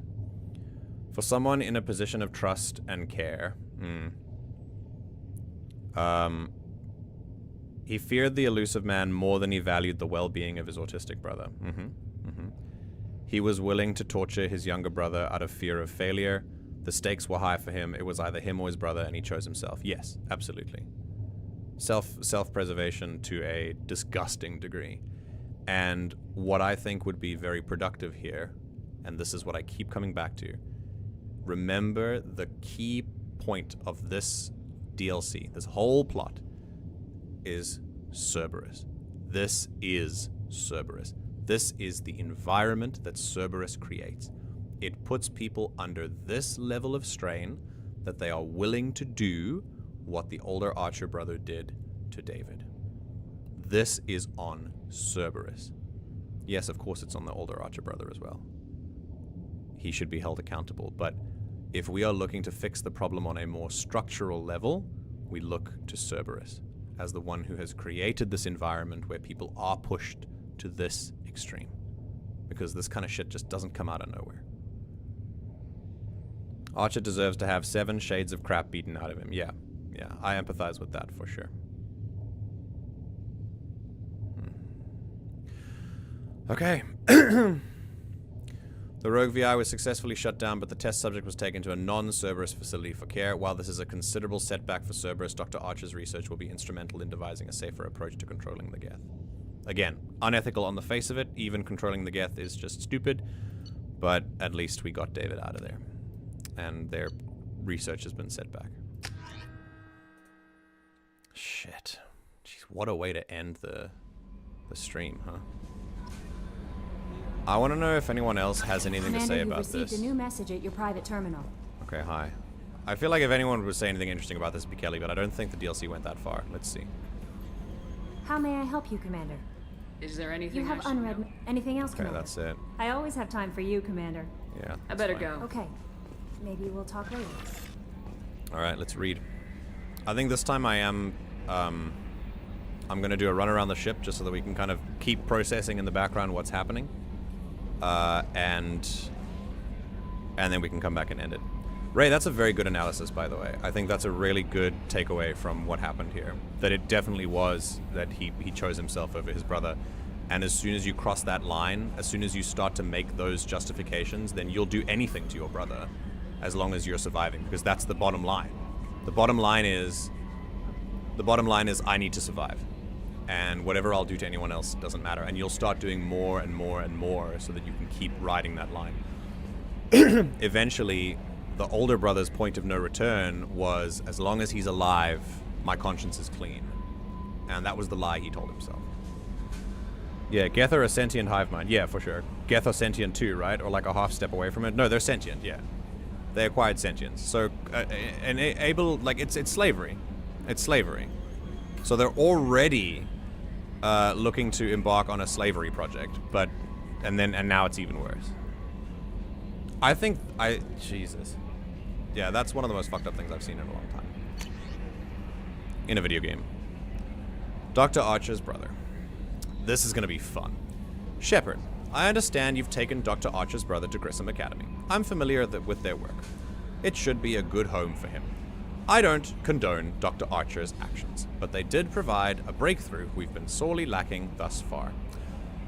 In other words, I don't think colonialism was that bad because it got us technological advantages. So clearly, it was worth it. I don't condone it, but I'm glad it was around. Like, what the fuck is this? We'll likely never find another individual with David's unique talents. Ah, yes, there are no more autistic people in the galaxy for you to exploit, you fucking monster. Though your decision is understandable, it has set our efforts to understand the Geth back several years. No, to control the Geth, you dickhead. Not to understand them, to control them. That's literally stated. We have evidence of that. Going back how many logs from our investigations of this project. You don't care about understanding the Geth, you care about controlling or eradicating them. God, he's a cunt. Jesus. Yeah, you funded it. Exactly. Okay.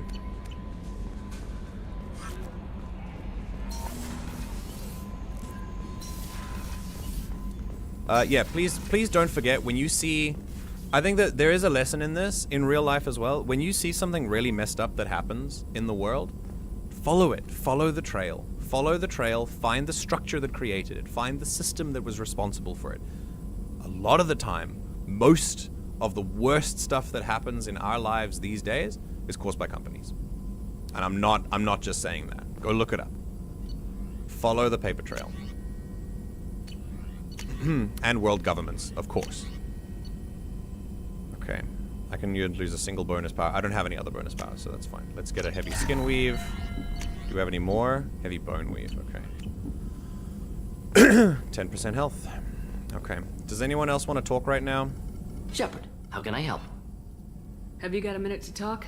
Yes, would like that, actually. Oh, nice. Talked about Okay. work earlier. Time with Special Tasks Group studying Genophage. It wasn't entirely honest. Lie of omission. Also, other kinds. Need to clear the air. Mission too important to keep secrets. Work on Genophage was more than just study. I feel like we're in a good I feel like we're in a good space to have this kind of conversation with Mordin as well. So let's talk about that Genophage, shall we? If Dr. Archer was a deluxe cunt, Illusive Man is a turbo elite deluxe cunt. Yeah. It's literally just PR, but for Shepard. Yes, exactly. The best character in Mass Effect. Here we go. I love Mordin. I love him. Also another autistic coded character, for sure. Alright, here we go. What was the Special Tasks Group doing with the Krogan Genophage?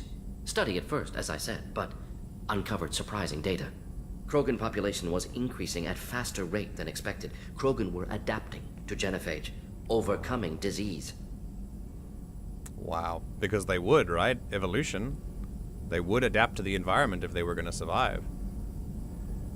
How? Did the Krogan evolve, or did some of their scientists develop a treatment? Krogan scientists? Never met Krogan scientist worthy of term. No. Natural evolution. Krogan physiology incredibly durable. Organ redundancy, backup systems, cellular regeneration. Genophage like any other natural hazard. Krogan evolved past it. It's a bit of an asshole thing to say, Mordin. But okay. And actually, yeah, I really like this coming up after Overlord. That's very, like, fitting narratively. Yeah, I agree. I do love how Mordin admits to not being honest there. Yeah. That's true. Still, not a nice thing to say. Maybe they were just having a lucky year. Or fewer mercs left, meaning more Krogan were left to repopulate. Please, Shepard. Social environmental concerns accounted for. Not an undergraduate. Population spike caused by adaptation to Genophage. No other possibility. So obviously Mordin is very sure of himself. We've had a conversation earlier when we met him about arrogance versus being sure of yourself. We are deferring to his judgment in this case because he is an expert. He knows way more than us. We have no reason to question him like this. As he said, he's not an undergraduate. He's dedicated his life to this. That does not mean he's infallible. And I think his infallibility is very interesting to analyze in this whole series as we get to know him better. But for now, we will of course defer to him for opinions in his field, because we know nothing compared to him. The Genophage was a terrible mistake. It nearly destroyed the Krogan and their culture. This now I we will have a stand chance by. to recover.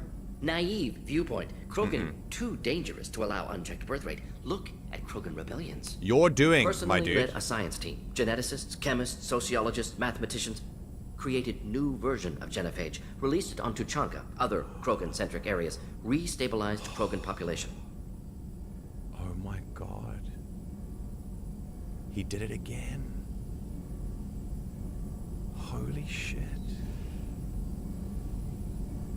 I do remember this, but it's hitting new now. So it wasn't good enough the first time. So you just decided to maintain it. Something you have to maintain. This is the problem about, you know, these sorts of ethical dilemmas. You have to maintain them. It's like Thanos snapping away half the universe and going... I'm not fully equating this, but you'll see where I'm getting with this. Thanos snaps away half the universe and says, that's it, balance is fair. But you're gonna have to keep snapping your fingers. Because the population's gonna grow again. It's the same thing for the genophage. You're gonna have to keep genophaging. And you're gonna have to keep finding people who think that that's a good idea. Enough to do it and pull the plug, you know, pull the lever. I mean, I think the genophage is horrific. It's monstrous. I don't think that there's any I don't think that there's justification for the genophage, particularly because it is the Solarians' fault that the Krogan were even a problem in the first place. They elevated them before their time, and then they decided to fix the problem they created by wiping them out, practically. And it's monstrous. It's a monstrous situation. And because the STG was, you know, thinking, well, because the Solarians were thinking as the Solarians were thinking at the time, they didn't have they didn't have, like, the mind to think of something else, to think of any other, like, option other than just wiping them out. So this is what I love about Mass Effect's writing. It's not clear-cut. Yes, they raised up the Krogan, but then they felt responsible for the war and tried to find a solution. That's a fucked up solution, though. I'm not saying you think it's justifiable, but I don't think there's a justification for the genophage. What is the actual solution? Because from his perspective, to let the Krogan run rampant would be the Solarians' fault, but then the genophage is also the Solarians' fault. They already lost. I'm not saying I have the answer. Off the top of my head, I don't. There would need to be more research. My question is, my bottom line is this should never have been done in the first place. There must have been a better way. If your solution to a rebellion of an overpopulated sentient race, a species of people, is to genocide them. And by the way, genocide does not mean eliminate entirely, because it is in part as well. To genocide them, if that is your solution, you have not thought hard enough. It's to remove at least a generation's worth, isn't it? Well, that's where the term genocide comes from, like the geno part of it, but the definition of genocide is to eliminate in whole or in part. That's our definition of it anyway. Yeah. And this was a genocide. That's why it's called a genophage. It comes from the word genocide. And to genocide the Krogans for a mistake you created, I just can't, there's no justification for it for me. The writing is very good for this, especially with Mordin's, like, mentality surrounding this. And we'll see, analyze this from a media perspective, Mordin right now is very firmly like for this. He doesn't regret anything, he's proud of his choices, and that's it. We'll see how things happen, like, later on. But yeah. The Thanos snap was dumb anyway. If he can snap half the population, couldn't he just as easily have doubled the resources with the power glove? Yes, he could do anything. He could do anything. This is why it's much more of an interesting character analysis for Thanos to determine less the viability of his plan and more where his head is at, why he wants to do it that way rather than something else. It goes back to systemic reasons and structures. Yeah, there absolutely isn't. That's my point. It's fucked. Yeah. I'm glad we're on the same page. Which is also the same problem with this solution and what MJ was pointing out. Yeah. The problem with that is that the population would then raise to fit that amount of resources. Yeah, exactly. He just wasn't creative enough. And I think if I tell Mordin that he wasn't creative enough to come up with a better solution than genociding a race, I think he would take that very personally. How did you distribute the modified genophage? Covert drops, hospitals, clan centers, water supplies. Very difficult. Few Solarians on Tuchanka. Team got caught a few times. Had to fight free. Messy. Better when things went as planned. Jesus. How did your genophage modification work? Krogan evolution attached garbage genetic code to genophage attack sites. Modification created other areas for garbage code to connect. Left sites clean, capable, running smoothly. Okay. Yeah, honestly, why not just kill them? And this is where he's going to draw a line. He's going to justify. He's going to say, if I ask him this, I can guarantee you he's going to say, I don't want to kill them all. I just want to cull them. He doesn't see them as equal to Solarians, because if the roles were reversed and it was his people on the line, I don't know that he would say the same thing. Maybe he would. Maybe he would. But I really doubt it. Again, this is a lack of empathy. 100%. If the Krogan are so dangerous, why not just sterilize them outright? Not a war criminal, not a murderer. Genocide, unnecessary. Jesus. Krogan as a whole, violent, aggressive, still have outliers worth saving. Eugenics. Genophage Cool. modification protected galaxy, allowed Krogan chance to survive. Everyone wins. Good for us, good for them. No. No. Good for you.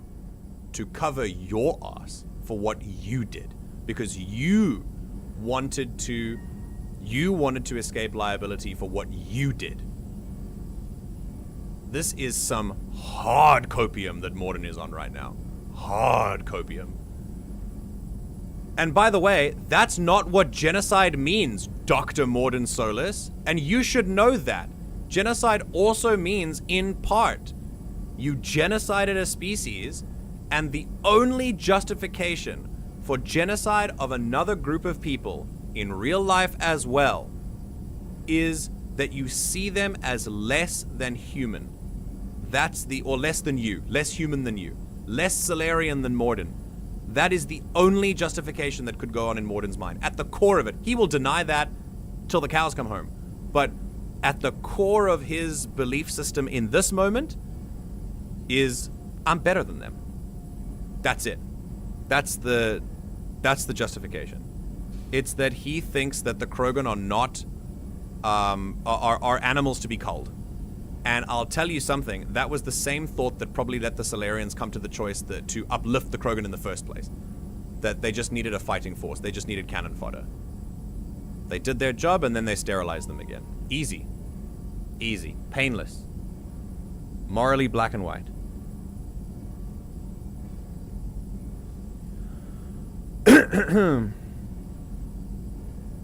Where his head is at, other than firmly up his ass, you mean? For Thanos? Yes. As a conclusion, sure.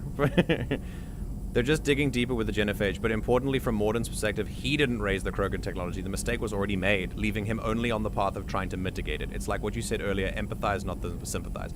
I agree, and we can empathize that he was trying to do the best he could with what he had. But I say again, if your conclusion is to genocide a species, you haven't thought hard enough. That is a gross lack of creativity. Again, not opposing you here. I think, again, we're on the same page. Genocide unnecessary, but you did do that. Yeah, exactly. I know a lot of Krogan supporters that go like, it's not bad, they're not being killed, just not being born. And I'm like, it's the same fucking thing. Jesus, yeah. Stellaris comparison, my beloved. Sometimes you get hive mind empires that try to attack the galaxy and won't stop until you take all planets. Hive mind dies and the race slowly dies out in months. Nice. Yeah, good parallel there. Krogan genophage support. Yeah. Or they're not being killed, just culled. It's fine. It's not as bad. Like, sir, hello. Yes, it still comes from the same mindset that you see them as lesser species when they are not. I wonder what the overlap between Krogan genophage supporters and pro-life people is like. Ooh, interesting. I'm not sure it's the same thing, but yes. I was thinking more genophage supporters and Israel, but that's just me. You never considered other options? Hundreds. Thousands. Modified genophage offered best outcome. No. Stabilized population, avoided publicity that could incite Krogan anger. That's the averted reason. Potential genocide or devastating war. You Best did solution genocide for whole them. Galaxy. Krogan included. No. I will never agree. Never. And I will criticize him for this. 100%. The genophage was a mistake bordering on a war crime. It is a war crime. Creating it is unforgivable. Don't want me on team? Don't bring me. Can stay here, work on collector research. But no apologies. Did what was right. Hope you do the same if necessary. No. Should get back to work. Talk more later. Next time tissue synthesis has to compile. Good for free time. I am in a position after Project Overlord where I'm not really in a position to morally justify genocide. And I don't think that I will ever be in that position, really. I don't think anyone should be in a position to justify genocide. But but I think in this moment, I want to defer to our favorite Mass Effect analyzer, Dr. Mick, about this. I want to watch what he said about this. I don't know how to find it because his YouTube things are not marked with chapters, so I don't know when he actually talks to Mordin about this. But I would love to know how he thinks about this, because I'm struggling to respond to anything he says with anything but this was wrong on so many levels. And you didn't think far enough. That's exactly it. They're opposites, but I have a feeling these ideals are both supported by the same group. What do you mean, the pro-life people? Oh, yeah, I know that there's some parallels there, for sure. Yeah. Okay, yeah, so we talked to Mordin. Great. Alright. Let's have a chat with Jacob. Commander, can I help you with something? I'm more interested in just talking for a bit. If you want, Commander. Cerberus has ranks, but it's not the Alliance. No rules about fraternization. Oh. Your boat, your call. You want to get friendly with everyone? That's your business. You don't want to be friends? You sound hesitant, Jacob. Am I putting you on the spot? You're trying to. Sorry if I knee-jerked. Cerberus puts a lot of suspicion in your head. Okay. I like you, Shepard. So talk, and we'll see how it goes. Sure. Anyone waiting for you back home? Only child and no extended family. Never settled down. Didn't seem fair with this job. But you can't miss what you never had. Fair enough. So you're single? No, not happening. You seem okay with taking a risk on me. Why? Soldiers like us know how important trust is to the crew. I'm not used to seeing it on a Cerberus ship. Definitely not from people they put in command. But you focus on more than the job. A threat this big, you can't just throw people at it blind. They need inspiration. I want you to need me? Oh my god. The job isn't everything. Jesus Christ. There's a lot riding on this, but we can't give up everything. Not always a choice we get to make. Good to try, though. I gave it my best back in the Alliance. Got labeled a troublemaker. They were always on the lookout for disruptive types. Cerberus isn't any better. They just put more effort into hiding how much they spy on you. Yeah, let's, yeah, we have nothing to hide. Let them watch. We're not hiding anything. Wouldn't matter if we were. It's not like they can reel us in. We're handling this, whether they like it or not. Anyway, I should get back to prep. Nice talking to you, Shepard. Let's do it again sometime. I like giving Jacob an opportunity to let his hair down. It's nice to... He's obviously a soldier and he's used to being very formal, so it is nice to kind of...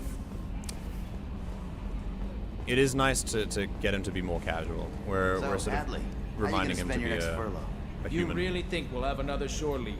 Of course. Shepard's forming the best team this galaxy has ever seen. We're gonna kick some ass. I'm sure you're right, Matthews. Damn right we are. Man just hit the ninja romance option and didn't even know it. No, I didn't. Man's avoiding the romance options like bullets. Yeah. Wait, Attitude why would roll you... 35.10, pitch 64.18, yaw 10.28. Nice. Good job, Joker. Commander. I assume everything's going well up here? It was until the thing started questioning my every move. It won't let anything slide. You were deliberately falsifying maintenance reports, Mr. Moreau. Not falsifying, tweaking. I always round up on task times. It makes us look good when we come in under. Harmless. Yeah, that's fine. I don't care. Harmless self-promotion. Edie can ease off on that. Very well, Shepard. Yeah, go pout. I win. Joker. Right, no hard feelings. Good game. Oh, it's a really nice, That's it for now.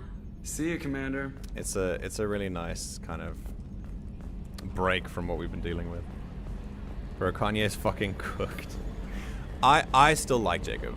We haven't seen anything. All of you are talking about a future Jacob that we don't know yet. In this playthrough, he's done nothing to us. So, I still like him. MG is saving himself for his one true love, Arglak. He wants to tap that Turian. Wait. That's Garrus, Raz, not Arglak. Arglak is a Krogan, and Arglak is actually here. Alright, we're gonna go feed the fish. Before we forget. Okay, great. Fish fed? Question mark? Yes, fish fed. Okay. If you stand still behind Joker, you just hear him blabber. Oh, that's funny. Yeah. Okay, I don't think that we have anything else to... No, you know what? We're gonna go visit Ray's favorite character in Mass Effect one more time to round out the episode. Just one more time. It'll be great. The new armor reinforcements really threw off the gravimetric profile. But engines are good to go. I rebalanced the Gilborn coefficients and adjusted the anterior intakes on the second-tier stabilizers. I love it when you talk dirty. That was the best line to possibly come out of his mouth here. Thank you. Enjoy. I don't want to talk to Zaeed. He's fine. Boring shit to say about how many people he's killed. Joker might have porn playing on his audio device and accidentally unmutes it. See if they talk at all. Nope. Okay. You're getting spammed with Donovan cock shorts whenever I can get the chance daily. I wanna talk to Kasumi. I like her. What, you don't like Donnelly's accent? Is that what? Yeah, Donovan has a perfect South African accent. What do you mean? Hey, Shepard. No, I said Donnelly. Oh, Donnelly. Ah, yeah. Oh. Yeah, Donnelly has a perfect Scottish accent. This man is just... The voice actor can just do anything. He just does anything, yeah. I usually travel hidden away in cargo bays. Oh, It's nice to be able to look out a window for a change. I'm sad that Kasumi doesn't seem to, like, integrate with the group I haven't as had much. a meal that good Same in a with long time. Same as I Zaeed. didn't think Rupert had it in him. Okay, let's see if Miranda has anything to say. Commander, what can I do for you? Do you have a minute, Miranda? There's a lot to do, Shepard. Ugh, it's the camera angle. Work. Straight up on her face is no. It's like Garrus is looking off to the side. Why are they both called Don? That's a good point. Shepard, need me for something? Have you got a minute? Can it wait for a bit? I'm in the middle of some calibrations. All right. Talk to you later, Garrus. I'll be here if you need me. Goodbye, Garus. I think it suits Zaeed's personality, though. To me, Zaeed is... I don't think Zaeed is written as someone who really is the best in the galaxy. Maybe he's a possible interpretation of it, but he strikes me more as someone who has something to prove because of how eagerly and unprompted he tells these stories of, like, how many people he's killed. I think that Kasumi... Okay, I compare the two character analyses of Kasumi and Zaeed in this case, because both of them are the best, supposedly, at what they do. When Kasumi speaks about what she does, it feels earned, it feels less arrogant and more self-assured. When Zaeed speaks, it feels more like he needs to tell us that. Like he ties so much of his sense of self-worth to that. Now, I'm not saying that makes him a bad character. I'm not saying it's bad writing. In fact, I think the term bad writing has been, like, co-opted by idiots and, like, it's just lost most meaning. So I prefer to just analyze what we get right now. I think that he's being put forward as the guy who somehow still, while being the best, has something to prove or feels a need to tell us all his details and stuff. And it's just a little irritating for me, that's all. He's putting in more food and less ass, yeah. It also suits Kasumi because she's the best thief, but she totally feels like she could have had an opening up to the group arc that would have been amazing. Yeah, absolutely. A level 1 wizard. I don't want to spoil anything with his story, but I think he does have a chip on his shoulder. Yeah, absolutely. Have you played his loyalty mission before? No, I haven't. And I'm waiting because I'm supposedly supposed to have a very high paragon for it. So that's, yeah. Okay. Yeah, you need either high Paragon or okay with doing the Renegade option. Yeah. And I'm hoping at some point. Yeah, we're like we're 40% of the way to full Paragon, so we've got a lot of time to go still. I don't think you need full Paragon. Yeah, but I'll get as far as possible. I think Zaeed's loyalty mission might be the one I do last, just to make sure that I have enough. I'm sure his loyalty mission will tell us a lot more about himself as a character, so that's yeah, that's true. But yeah. Okay. Right, we enter the portion where we recap what we did, and oh my god, was it an incredibly heavy episode. What started with a number of really amazing conversations with all of you, and thank you again for contributing to those, ended with probably one of the most fucked up things that we've seen in the game series. One of the things, I think the worst part of the game, in my opinion, in terms of how messed up it is, and yeah, some good analysis came out of it. It was an incredibly well written and well paced and well structured narrative that made complete sense and flowed really smoothly, and it was just really, really good. It was just really well done. So real props for that DLC. And then we went around and talked. We found out about Mordin's copium, and then talked to Jacob about how he's more of a soldier, and now we're here. So that was the last episode of Mass Effect until we get to episode 8. In episode 8, we have Jack the Convict, we have Dr. Okier, and we have Project Firewalker. Oh, okay. I think I might So just the do Paragon- Firewalker later, but for now, Paragon and yes. Renegade checks are based on how many points you could have possibly got in the point of the story you're in, not how many you actually have. Oh, really? But if you're furthering the story, then you need more Paragon points to do it. Interesting. Okay. Well, thank you for being here, Sylv. It was very nice to have you. And yes, I think we're gonna go straight. I think I'm gonna leave Firewalker for a while now. We're gonna go straight for two main missions. We're gonna try Convict first. We're gonna get Jack, and then we're gonna go get Dr. Okier. Because I think I want to bring Jack to the Dr. Okier mission, because I think it would be best for her. Okay, and that is where we will end things. Okay, then you'll definitely see then, I would say he has a reason to feel maybe that he has something to prove, if not to someone else, at least to himself. That's kind of where I'm going with his character. Like, that's why I don't dismiss it as being bad writing. It just is something that stands out to me. I like I said, this is a really good example of putting my money where my mouth is when I say things like, I trust in the writers that they know more about what they're doing than I do, and I trust the process.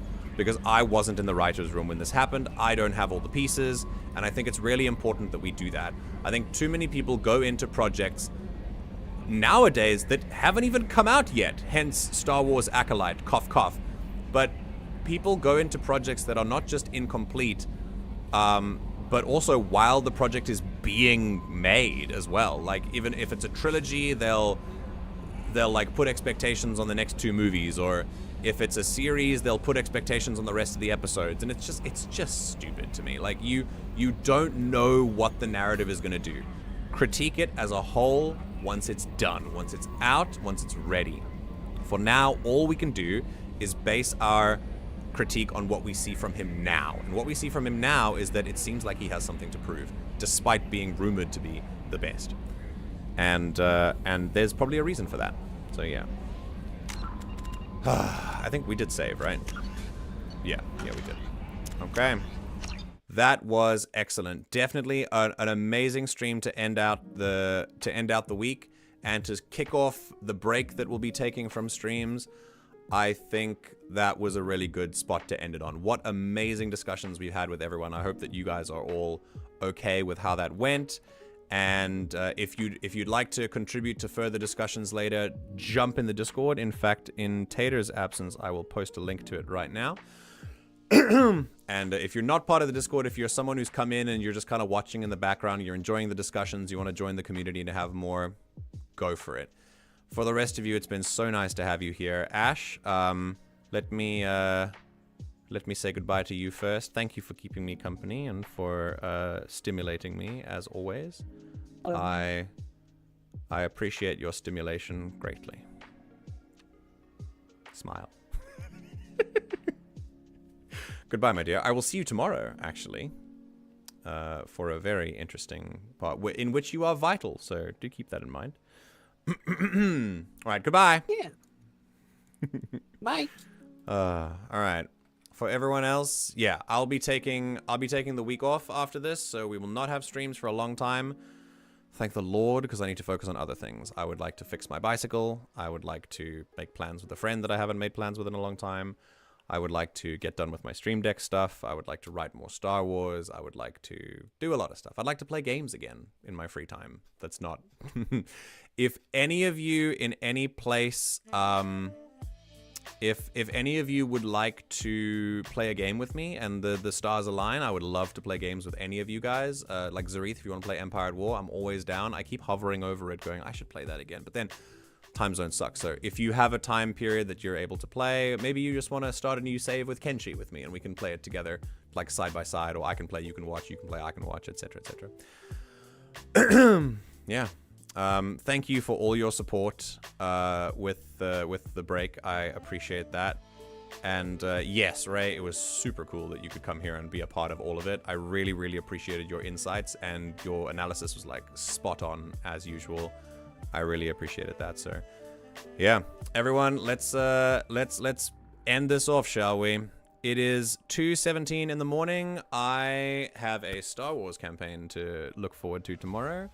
I'll let you know how it goes in the Discord. For now, whether you have me on in the background, whether you have been actively listening and participating, it has been wonderful to spend this time with you today. Thank you that we can do this together and that we can experience this amazing game together. Whether you're part of the community or not, you are welcome here. If you want to be part of the community, you can join the Discord.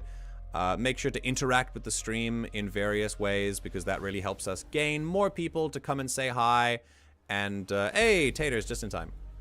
It helps us to come and say hi and have us just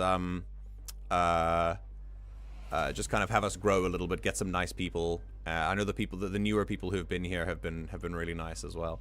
And yeah, make sure that you check your posture, that you stay hydrated, and that you are kinder to yourself than you're currently being.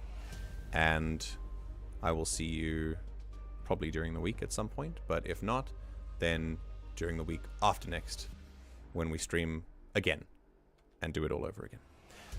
Goodbye.